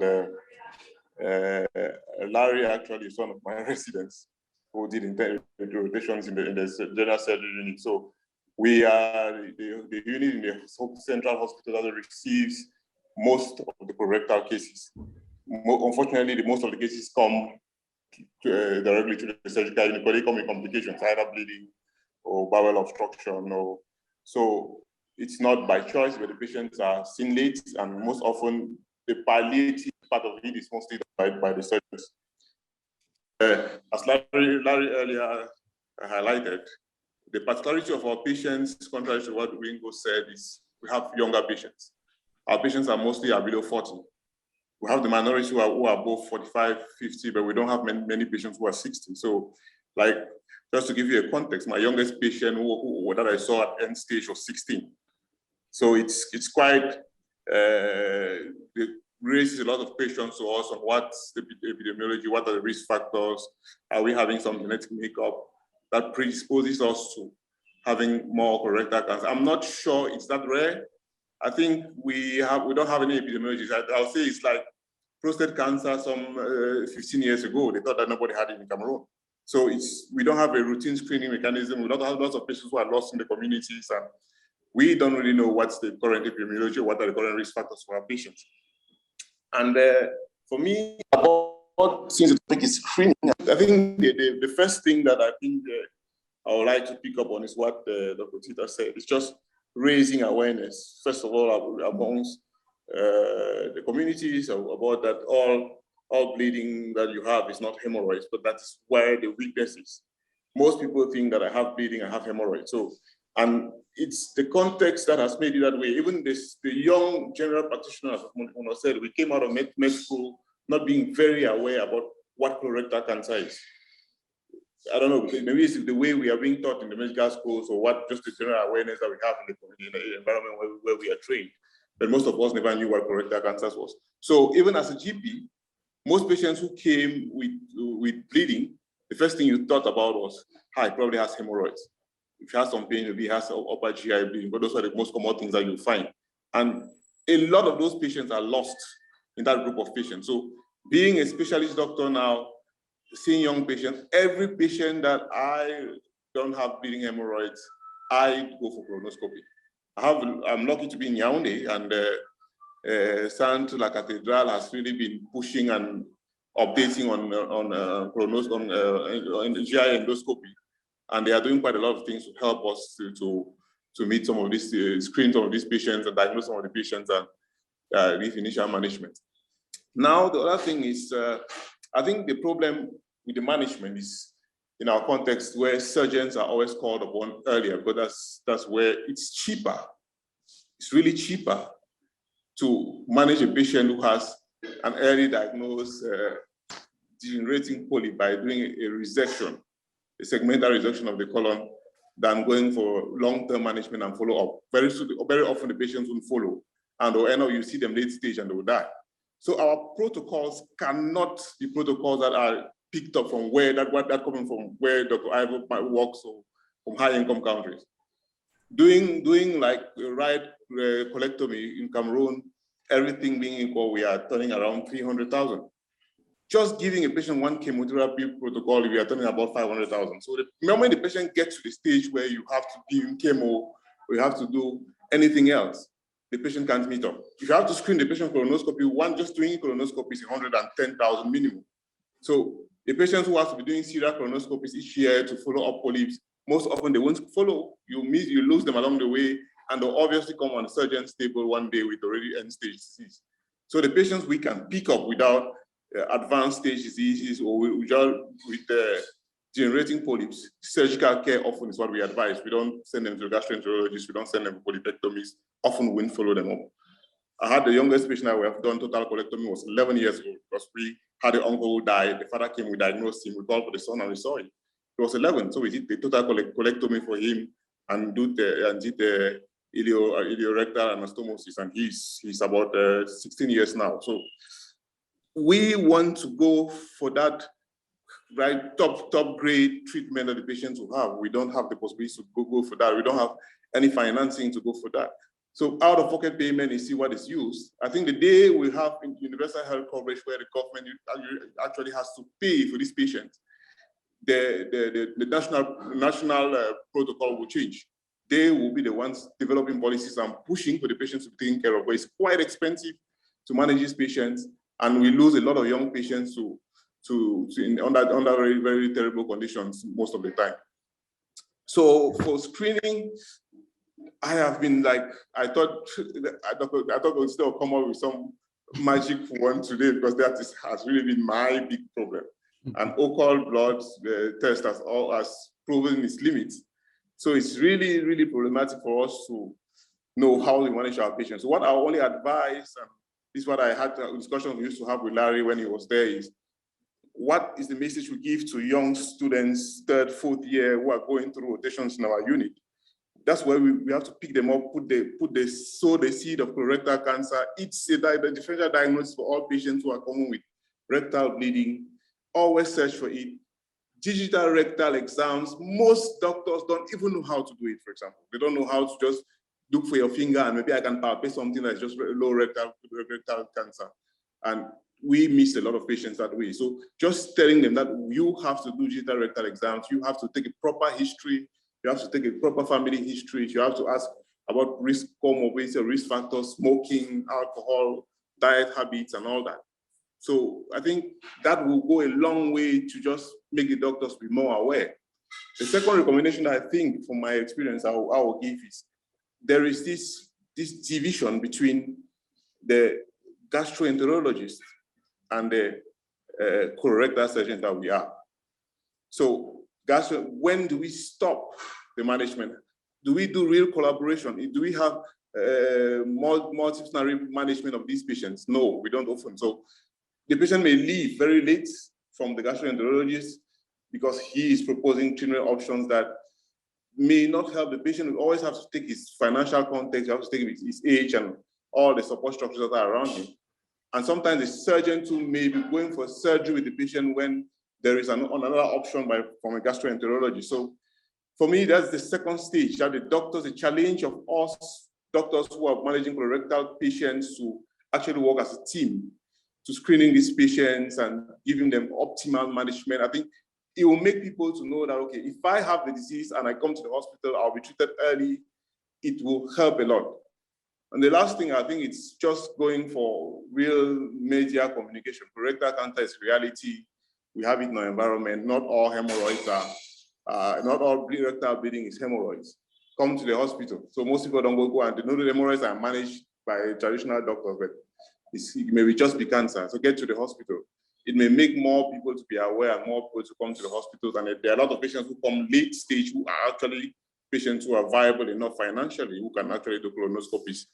And just to, at the end of the day, creating reference centers in the whole country. I think eventually the young generation of Larry, and I think that's what my boss usually drills upon them, they should be the new the trailblazers of gastroenterology that will just come and change the management of gastrointestinal cancers, because it's not only colorectal cancers. We have biliary tree cancers, pancreatic cancers that are really, really a big challenge for us, and that the only treatment option that we have up to this point is all surgeons who do the best we can with all the comorbidities that you expect to have.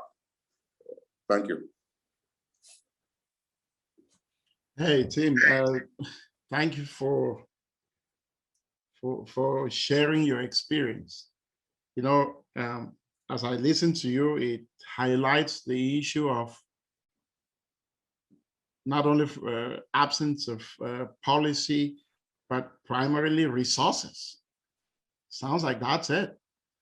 In terms of personnel, material, equipment, training, and a lot of things that require more of a national input than just what a single individual can do. And I guess one of the challenges of this town hall group is how to make inroads into getting to where decisions are made. How you liaise or link up with these folks so that we don't just come and sit here, talk, and then go home and have a cup of coffee. How do we ensure that the ideas and these problems that are being raised here are at least being heard by the appropriate quarters where, or the corridors of power where decisions are being made? Otherwise, this becomes a fanfare. So I'm sure the chair with his moderators have a plan on that. It's all about how do we improve the situation back home? How do you get more training? And if I put my epidemiology cap on in terms of what you describe as a lot of young folks with cancer, as you can tell, the discussion today focused primarily on screening. And you will see that what you're directly talking about is diagnosis, people presenting with symptoms. And I tell you what, those are exactly the folks that could have been identified if there was a screening program in place. Remember during my talk, I said folks with FAP start screening around 13, 15. Folks with Lynch syndrome start screening around the age of 20. Yeah.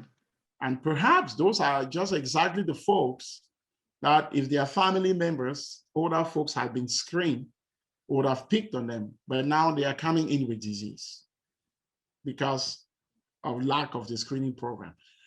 Whether you, I don't know whether we can really, based on the information we have, say maybe the age group where cancer, colorectal cancer is most prevalent back home is in the younger age groups like 15 to 20. Generally, all cancers come with age.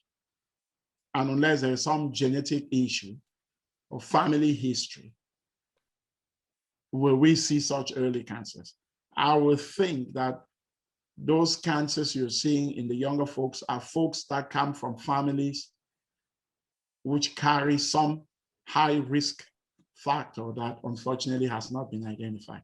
But thank you for all the work you do. Some of us can sit out here in the comfort of our rooms and make noise, whereas you guys are really doing the heavy lifting back home. So thank you very much. Thank you, Grandpa. Yeah. So just to add one thing, and as Dr. Tim highlighted, during our training, it was difficult for us to inculcate this aspect of even thinking about these differentials, which are oncological differentials. And as I can tell you today, doing oncology myself, I will tell you there are a lot of things that you reflect and you think about things that you missed, that you didn't even think about during your training. And part of the problem too back home is that we have very little, it's a specialty which is also neglected home. As Tim said, colorectal cancer, colorectal surgeons need to work with gastroenterologists, they need to work with oncologists, which back home, it's a very neglected specialty. And we don't even have the tools that we require in order to train or in order to treat these patients, even when we have the specialist. As one of my aunts told me, whom I told you had cancer, I said, go to l'Hôpital General for chemotherapy. She said, it's just going to for my death sentence because everyone I know who went there has died. So it gives you exactly the perspective, the way the people even view chemotherapy and the other forms of treatment which they receive out of these centers, because we lack some form of training for the nurses, administration of these drugs which are very toxic, and all these things, putting them in context, we don't really have them in place. So it's really a good reflection. Once I'm here, if I'm called for a young Black male who is in the hospital, who comes in with a hemoglobin of say 6, and no one tells me what is going on, I check he has iron deficiency, I can bet out my gut that he either has gastric cancer or colorectal cancer. I'm always right 90% of the time, 90. Even immigrants from Africa, meaning those who came from Africa and came here, they are here, they just come in, guy is weak, someone did a lab work and his hemoglobin is 6 and he's iron deficient, his ferritin is like 1 or 2. Why should a male be this iron deficient and why are you bleeding? You're bleeding from somewhere. Each time we call the GI doctors, they do a colonoscopy. I tell you, Dr. Ivo is going to tell most of the time you're clearly stating these are people who have never had a colonoscopy before. They're just immigrants. It's clearly, I can bet you 90% is a bet I do with the fellow residents. I'm like, you call me for a consult, it's a hematology consult, but I tell you, this is a bet. It's going to be GI cancer, it's going to be gastric cancer or colorectal. Colorectal, 80%, GI 20. And they're like, how do you know? And it comes back always positive. It's always the same demographic, an African immigrant who has never had a colonoscopy. Always so. So it does not spare us. And that's one of the things I really want to say. It's not sparing us. We have an illusion because we have not been seeing it. Most of us, our parents are not alive because they died also young. So they don't even live the age to get these cancers, but now they have started living. So we should start expecting them. And that was just a little thing I wanted to share. Sorry. Thank you very much. Every patient with iron deficiency anemia, a male, should be getting bidirectional endoscopy. A female in the reproductive age group, you consider. A female outside of the reproductive age group should be getting a bidirectional endoscopy. Remember that. Yep. Yes. Thank you. And so now let's take a round with the moderators to get their takes while we'll be wrapping up. But before then, I wanted to bring in Harrison. Harrison, you are attending the town hall for your first time, and you are from Budapest in Hungary. And when I had the first contact with you, I understood that you are the CEO of a company that is interested in technology and innovation, and you have to, your interest is trying to do work in the healthcare space using your technology and also your 3D printing technology. And we have been talking about training and every aspect of training. Do you find any aspect of our conversation here relevant to your 3D technology? Is there a way you can develop a 3D technology that can help train residents on how to do endoscopy or colonoscopy? Okay. Hi, everyone. I am Harrison, like Mr. Darcy said. Thank you for bringing me on board. I would say I have followed 2 sessions, 2 offline, and this is the very first one where I am online. I've learned quite so many things, and I'm starting to think maybe I should become a medical doctor myself. So I just wanted to thank everybody who is here and explain a little bit about my background or where I'm coming from, like you said, Sandasi. I recently took part in the African Innovators for Health Award, And when I saw it, my background basically is IT, but I started working with an additive manufacturing company here in Budapest. So we produce 3D printers. And when I started understanding the power of 3D and what 3D can do, I said to myself, this is an opportunity for me to be able to give back to the community back home. And my focus area, we have 3 areas where I see 3D very useful: in the medical, in the educational, and in the industrial sectors. So the intention, like I told you, was to be able to understand challenges which healthcare practitioners, the frontliners especially, what they face, the challenges that they have, and probably what we can do with technology that's 3D to address these solutions. I have heard a couple of things where 3D can come in the aspect of training. There are many prototypes which could be printed out with 3D machines, and teaching hospitals or teaching universities can use it, because we come to realize that there's a problem with, should I say, tools? There's a lack, there is a need, especially we've heard many doctors here say in Cameroon, they weren't able to use this kind of equipment, probably because it's lacking. But now with 3D, we can do prototypes, we can design parts, we can print out parts. People can try to see or do some simulation, like on the hat, for example. And my award was named Healthcare Tech 21. And it was an innovation, especially regarding, I wrote especially about the COVID. So our doctor, I see, is Dr. Foma Ken. Yes. Yes. Yeah, Ken. Yeah, I've followed you so much, and each time I log into the town hall, I'm happy because I always get a COVID update. At times, some of the points where I was scared have been addressed, but still there are some concerns. So I wrote especially about, it was wild. The scope was very big. I have a medical professor here who developed a tool called the mass ventile. The mass ventile was prototyped in a way that we have challenges of oxygen in Cameroon. A friend left the US, went to Cameroon. He was at Lakentini, and he had the oxygen, and another patient came in and they estimated that the case was worse. So they had to move into his ward to collect the oxygen from him to go give to another patient. These are things that we could address with 3D, for example. So there was this prototype which was made whereby one oxygen, these oxygen bottles can supply oxygen to more than 50 patients at once. So this professor, I spoke to him about this town hall. He is the professor of Oibuda University, and he would be happy to join probably in the next session. I told him it's a panel of medical doctors. He has accepted to work together with me to see how we can bring this technology back home.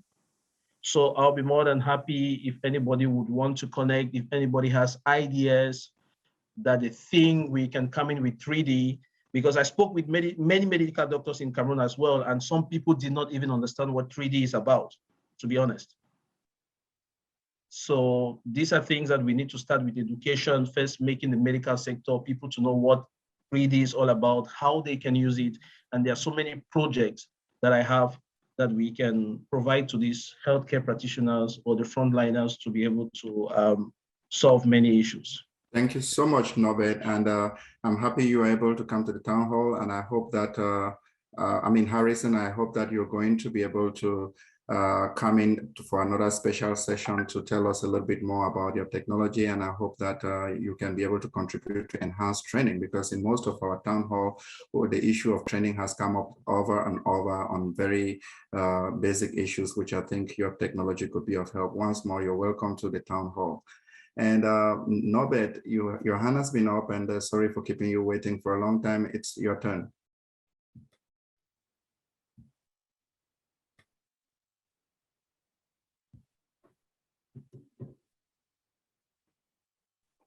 No, Norbert might need to unmute himself. He's talking, but he's muted. Yeah, sorry about that. Yeah, thank you very much for this opportunity. It's always a pleasure to be back at the town hall to listen to conversations. I always learn a lot and pick up a lot when I leave the town hall. A big thank you to our presenters.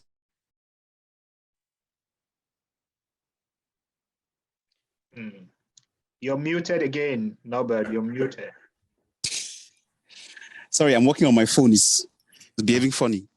Yeah, so I was saying that thank you very much, Dr. Ivo, for your experience. And also, I just want to testify to what Dr. Tim just said about the kind of patients that are being received at Hôpital Central. He's a very respected grandfather of mine. I had the opportunity to work with him at Central Hospital and also with Dr. Boele into the bushes of the Central region. And the kind of patients that are mostly received at Hôpital Central are tending towards the younger ones. I want to praise also Dr. Ivo for the practical solutions that he's giving. I once asked a question, if the presenter was a minister and had to distribute budgets, if you prioritize some particular less common intervention with respect to other diseases like malaria, and it wasn't taken too well. But I love the way, beginning from the very basic levels of communication for change. I think that's where we could really start from. And from my basic knowledge in economics, I want to believe that if the demand for a particular commodity is increasing, the supply somehow will tend to want to follow to balance up for that. So if awareness is raised with respect to the less common diseases, notably colorectal cancer, I want to believe that people will seek the services of colonoscopy more. And of course, with the increase in demand, probably somehow the people in authority, those who command the decisions, may be able to look more in that direction and probably provide some more colonoscopy centers. But of course, it comes back down to the very basic problems of the Cameroon health sector, which is the payments from pockets, the lack of policy on particular topics such as the age to screen, the plans, what exactly is supposed to be done when it comes to colorectal cancer. Is it well known? Well, I want to believe that also the problem of people paying from their pockets, removing out-of-pocket payments for health services is going to be a major barrier. And maybe sometime in the future at the town hall, we'll discuss even deeper what universal health coverage can do to solve the root causing issues of the problems that we face in the health sector in Cameroon. And lastly, we had some talks at my school. We're trying to discuss if colorectal cancers and other non-communicable diseases are increasing really in low and middle income countries. And I want to also believe that probably it's not really increasing and that it's simply that we're detecting it more, which means that maybe we're not doing so bad with respect to the progress in terms of the slow progress that we're having. Maybe we're detecting these diseases more, which means that we're doing not too bad, but a lot of effort still has to be put in place. Thank you.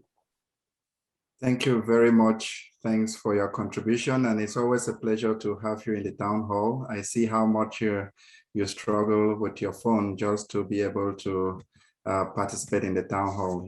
These are the people that make us to continue to do the work we do. Thank you so much for your contribution. Brian, do we have any other person? If not, maybe I want to go around to know what you think about this session before we wrap up. Yeah, I think it was a really great discussion. And again, thanks a lot, Dr. Dita, for honoring us this afternoon with your or this evening with your presentation. It was really a great honor. I think from an epidemiologic perspective, I think it's really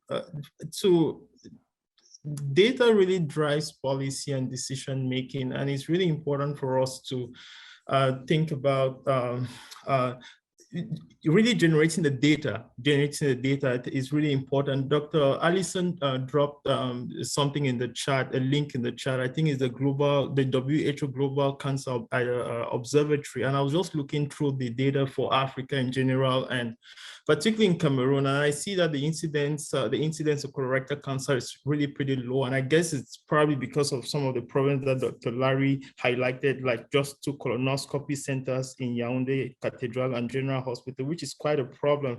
And I was just wondering what can really be done. And is there like Dr. Dita said, the sensitivity of the GUAC, and although they are good, they are not very helpful from what I gathered from this talk. And we probably need to think. I'm just wondering if there are other biomarkers that can really be helpful, that can really help us to have a really good cross-sectional view of the likely incidence of colorectal cancer. I think if we don't generate as much data from just screening, just cross-sectional study of the general population, we won't really have an idea of the problem or the burden of the disease. And it's very difficult, if I'm the minister, very difficult for me to attribute a huge proportion of my budget towards colorectal cancer when we have other bigger problems. One of the other things I noticed from the link that Dr. Allison sent was, I think the first on the list, we had prostate cancer.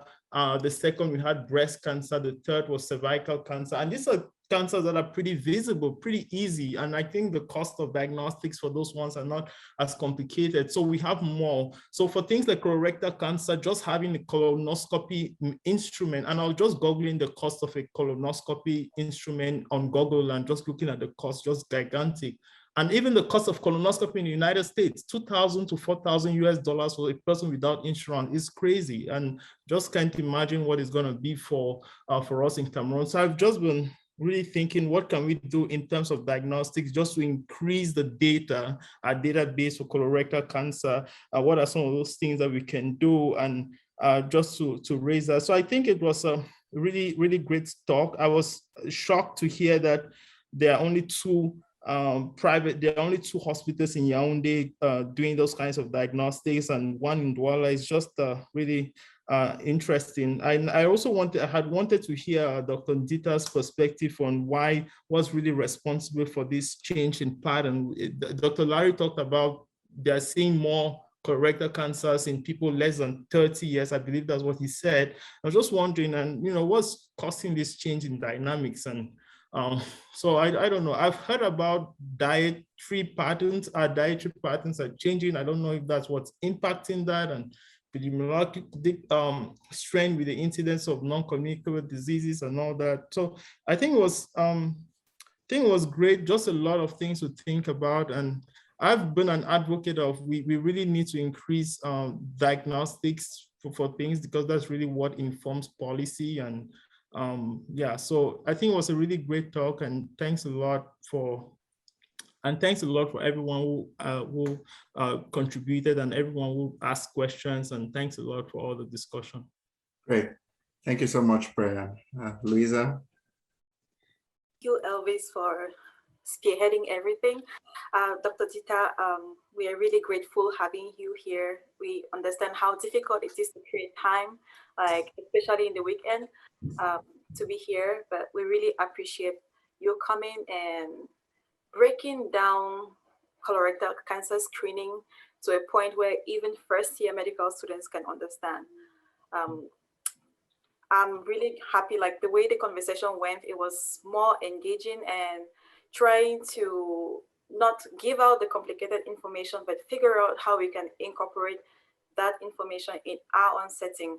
It was really amazing. And thanks to everyone who contributed and for sharing your experiences back home. We all learn from each other, and we are all guided by our very own expert here. Like with all our experiences, he is able to like set the pace and guide us along the right path.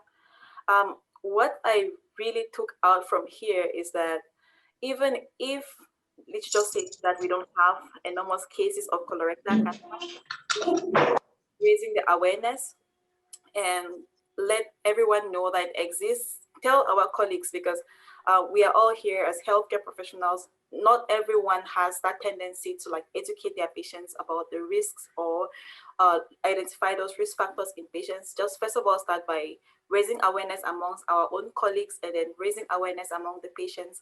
And all of us together, we will have a healthier population and catch these things early and try to manage them as to the best of our abilities. Thank you so much. And it was a pleasure being here again. Thank you so much, Lisa. It was really a pleasure having you this session. Alison joined us, and I'm sure she might want to say something before as we wrap up. Alison?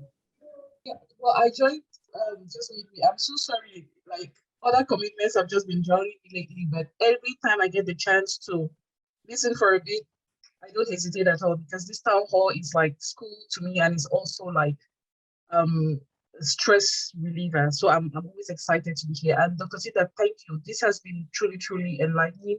I did pick up a few points which, despite joining late, which I think are going to help me going forward, both in terms of how I look at pathologies, in terms of how to prioritize, where to prioritize, and also, yeah, in terms of, you know, future prospects around treatment.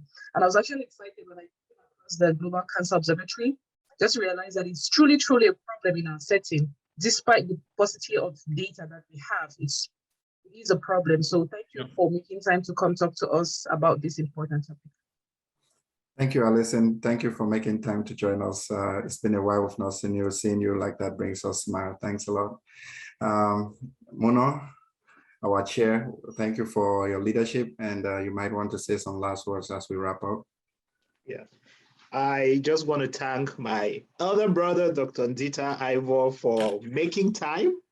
You cannot believe how busy he is, and for coming to actually help us discuss this very important topic. And each time you're talking about cancers, it's my specialty. It's something that I truly I'm going to devote my life to it. And I truly feel that the problem we're having in Africa and in other places is just that you cannot actually see what you're not looking for. So if you don't look for something, you generally don't see it. Back in the 60s, they said Africans did not have hypertension. Blacks could not have hypertension. Now we realize that we have hypertension more than every other group on earth. Still back in the 60s, it was said that we'd never have diabetes. Now we realize that we're having diabetes more than every other group on earth, though my grandfather had diabetes that I knew about. Same thing going with cancers, which they may not be a priority, but we're taking care of all infectious diseases now. Antibiotics have been created, antiparasites are existing, though everyone still thinks that respiratory diseases are the first cause of death, which I don't believe. But you get to see that chronic diseases are actually coming up, and if we don't look for them, we'll not see them. The proof is in the pudding that in Cameroon, prostate cancer is the most common because we are able to see that men are unable to pee and they have symptoms, and someone is able to do a PSA, and now we know that there is prostate cancer. Breast cancer, everyone sees the peau d'orange and everyone knows that it's late-stage breast cancer, but there is still no screening for breast cancer, so almost everyone who is diagnosed with breast cancer ends up dying.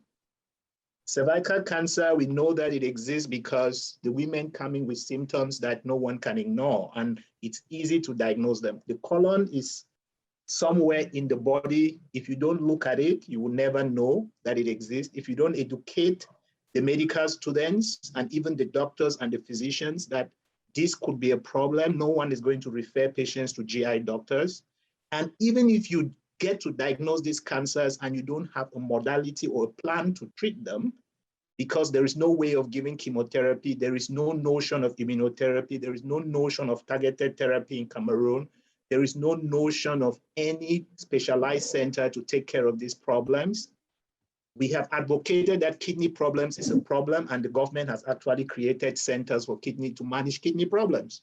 So advocacy is important, collecting data is important, And I want to thank Dr. Dita for coming up and letting us know that this is a problem. This is a first step. This video is going to be on YouTube. Young medical students can watch it. And I'm one of the advocates that I believe that even those back at home and those in the diaspora can start giving lectures on different topics to our medical students. I actually, after studying in Cameroon, because I have an experience in Cameroon at different levels, I studied in Cameroon, I did residency in Cameroon before doing a residency in the US and doing a fellowship. I do understand our weaknesses. We have strengths, but we have a lot of weaknesses too. There are a lot of things that we just don't know, and we cannot actually diagnose what we don't know. The question I asked to the gastroenterologist in Cameroon is because I had a friend whom I sent to see a gastroenterologist who was trained back home, and he told me he could not do a colonoscopy because he's not privileged to be among those who went to France to learn it. Meaning that throughout his training and residency, they were not able to do enough colonoscopy, so he's not comfortable doing a colonoscopy because he was not privileged to go to France to learn how to do it, those who went to France. And even those who went to France, if you are not good enough, don't have good skills, they will not allow you to do as many as possible for you to become skilled enough. So there is just so much for us to do back home, to be able to help back home. And this is data that I got from people live because I sent this person to go see someone for a colonoscopy because I was certain 70-year-old called me, anemia, hemoglobin 6, not bleeding anywhere, no overt bleeding. Finally, he was diagnosed with colon cancer, and I knew he had colon cancer even before.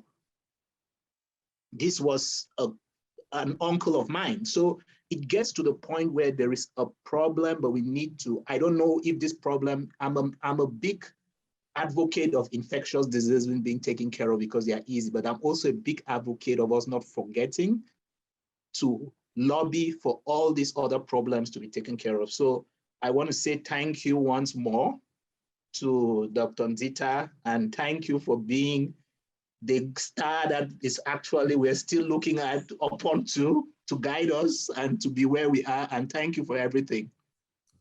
Thank you so much, Dr. Mono. Thanks for your deep insight on this issue. And now call on Dr. Dita Ivor to tell us his last words for today before we wrap up. Well, thank you, Mr. Moderator. Thank Chair. I want to thank all the participants. It was great to exchange ideas with you guys today. I guess we can only do this as a team, and each and every one of us learns from each other. And it is only in sharing ideas, as we've done here today, that we can hopefully map a way forward and come up with anything that can help our own folks. I tell you what, they are suffering. Some of us feel guilty, and so the one reason why I still hope to end up in Cameroon, because primarily my goal was to help my folks. I may make a lot of money in the US, but I don't think I get the same satisfaction I want because I've not been able to fulfill that lifelong dream of looking after my own folks. So for the folks who are based back home, thank you guys for sticking in there. Thank you for the work that you do. And please, I did post my number on the chat room. If we can connect and there's anything we can discuss, cases or anything you think we can help with, very happy to. Medical students back home who want to look for opportunities to shadow in the US, you can talk to me and we can explore how we can get you to come and hang out for 1 month with us. So guys, thank you all. Enjoy the rest of your weekend and see you the next time. Thank you very much, Dr. Ivor. Thank you. We cannot thank you enough. It was a very great session, ladies and gentlemen. Thank you for holding on for more than 2 hours for this session. It's always a pleasure. Alison always says that town hall is addictive. When you lock in, you cannot lock out until we are done. And even when we are done, you still want to be at the parking lot. Today, we talked about colorectal cancer screening, and we heard from our expert that colorectal cancer is the third leading cause of cancer deaths in both male and female. And when we look at a screening in Black folks, it starts at 45 instead of 50 as the case used to be. But right now it's been broad-based. 45 is the age at which a screening starts for every individual. And he looked at some of the risk factors of colorectal cancer, and age was one of the main risk factor for this disease. And he also said that there are racial disparities because African Americans have a higher burden of both morbidity and mortality. And also he said there is also gender disparity because men have a higher incidence of colorectal cancer than female. There's also family history. That is one of the issues we look out for. If you have a first line relative that is or that died of colorectal cancer, and then you have to be careful and start taking your making sure that you get that, your screening as soon as possible. He also said smoking and non-abusive alcohol drinking abusive alcohol drinking could also be some of the risk factors, as well as people with inflammatory bowel disease. These were some of the risk factors that he explored, and he decided to look at some of the toolbox that we can, the things that are in our toolbox that we can be able to use and who qualify for them. And this was basically talking about diagnosis. And we look at the two main methods, the stool-based test and the invasive visualization methods of diagnosis. And we explore all the issues surrounding guaiac fecal occult blood test and also the Cologuard DNA-based test, and to look at how sensitive they are, but also what are their limitations. And the second, which is the invasive method, was a colonoscopy, which is supposed to be done every 10 years. And he said that the number, size, and type of polyps that is found during a colonoscopy will determine how soon you come back for another screening. And we also look at another technology, which is a colonography, which is like a CT scan that delineates the wall of your colon, and it's you are able to visualize, the polyps. He also looked at, the flexible sigmoidoscopy that sees just a shorter segment of your colon, and most often the left side, and this is done every 5 years. These were some of the methods of diagnosis that we explored. But the major question that our expert asked was, but why should we do this screening? And he said, it takes the polyps about 10 years to develop into a cancer. So early diagnosis will mean that the polyps can be removed before they become cancerous. But if they become cancerous, then management becomes very difficult, and sometimes the prognosis becomes very small. And of course, some people are scared to do colonoscopy, thinking that there might be some risks associated with it. He ended by saying risks associated with screening is very low. So ladies and gentlemen, you have friends and relatives back home who are above 45 years, encourage them to think about getting screening, even with the list of technologies or methods that we have, because as we said, it is better to use the occult blood guaiac test rather than to do nothing at all as far as screening is concerned. Thank you very much, Dr. Ivor Dita, for sharing your time with us. And it was really a great pleasure meeting you, ladies and gentlemen.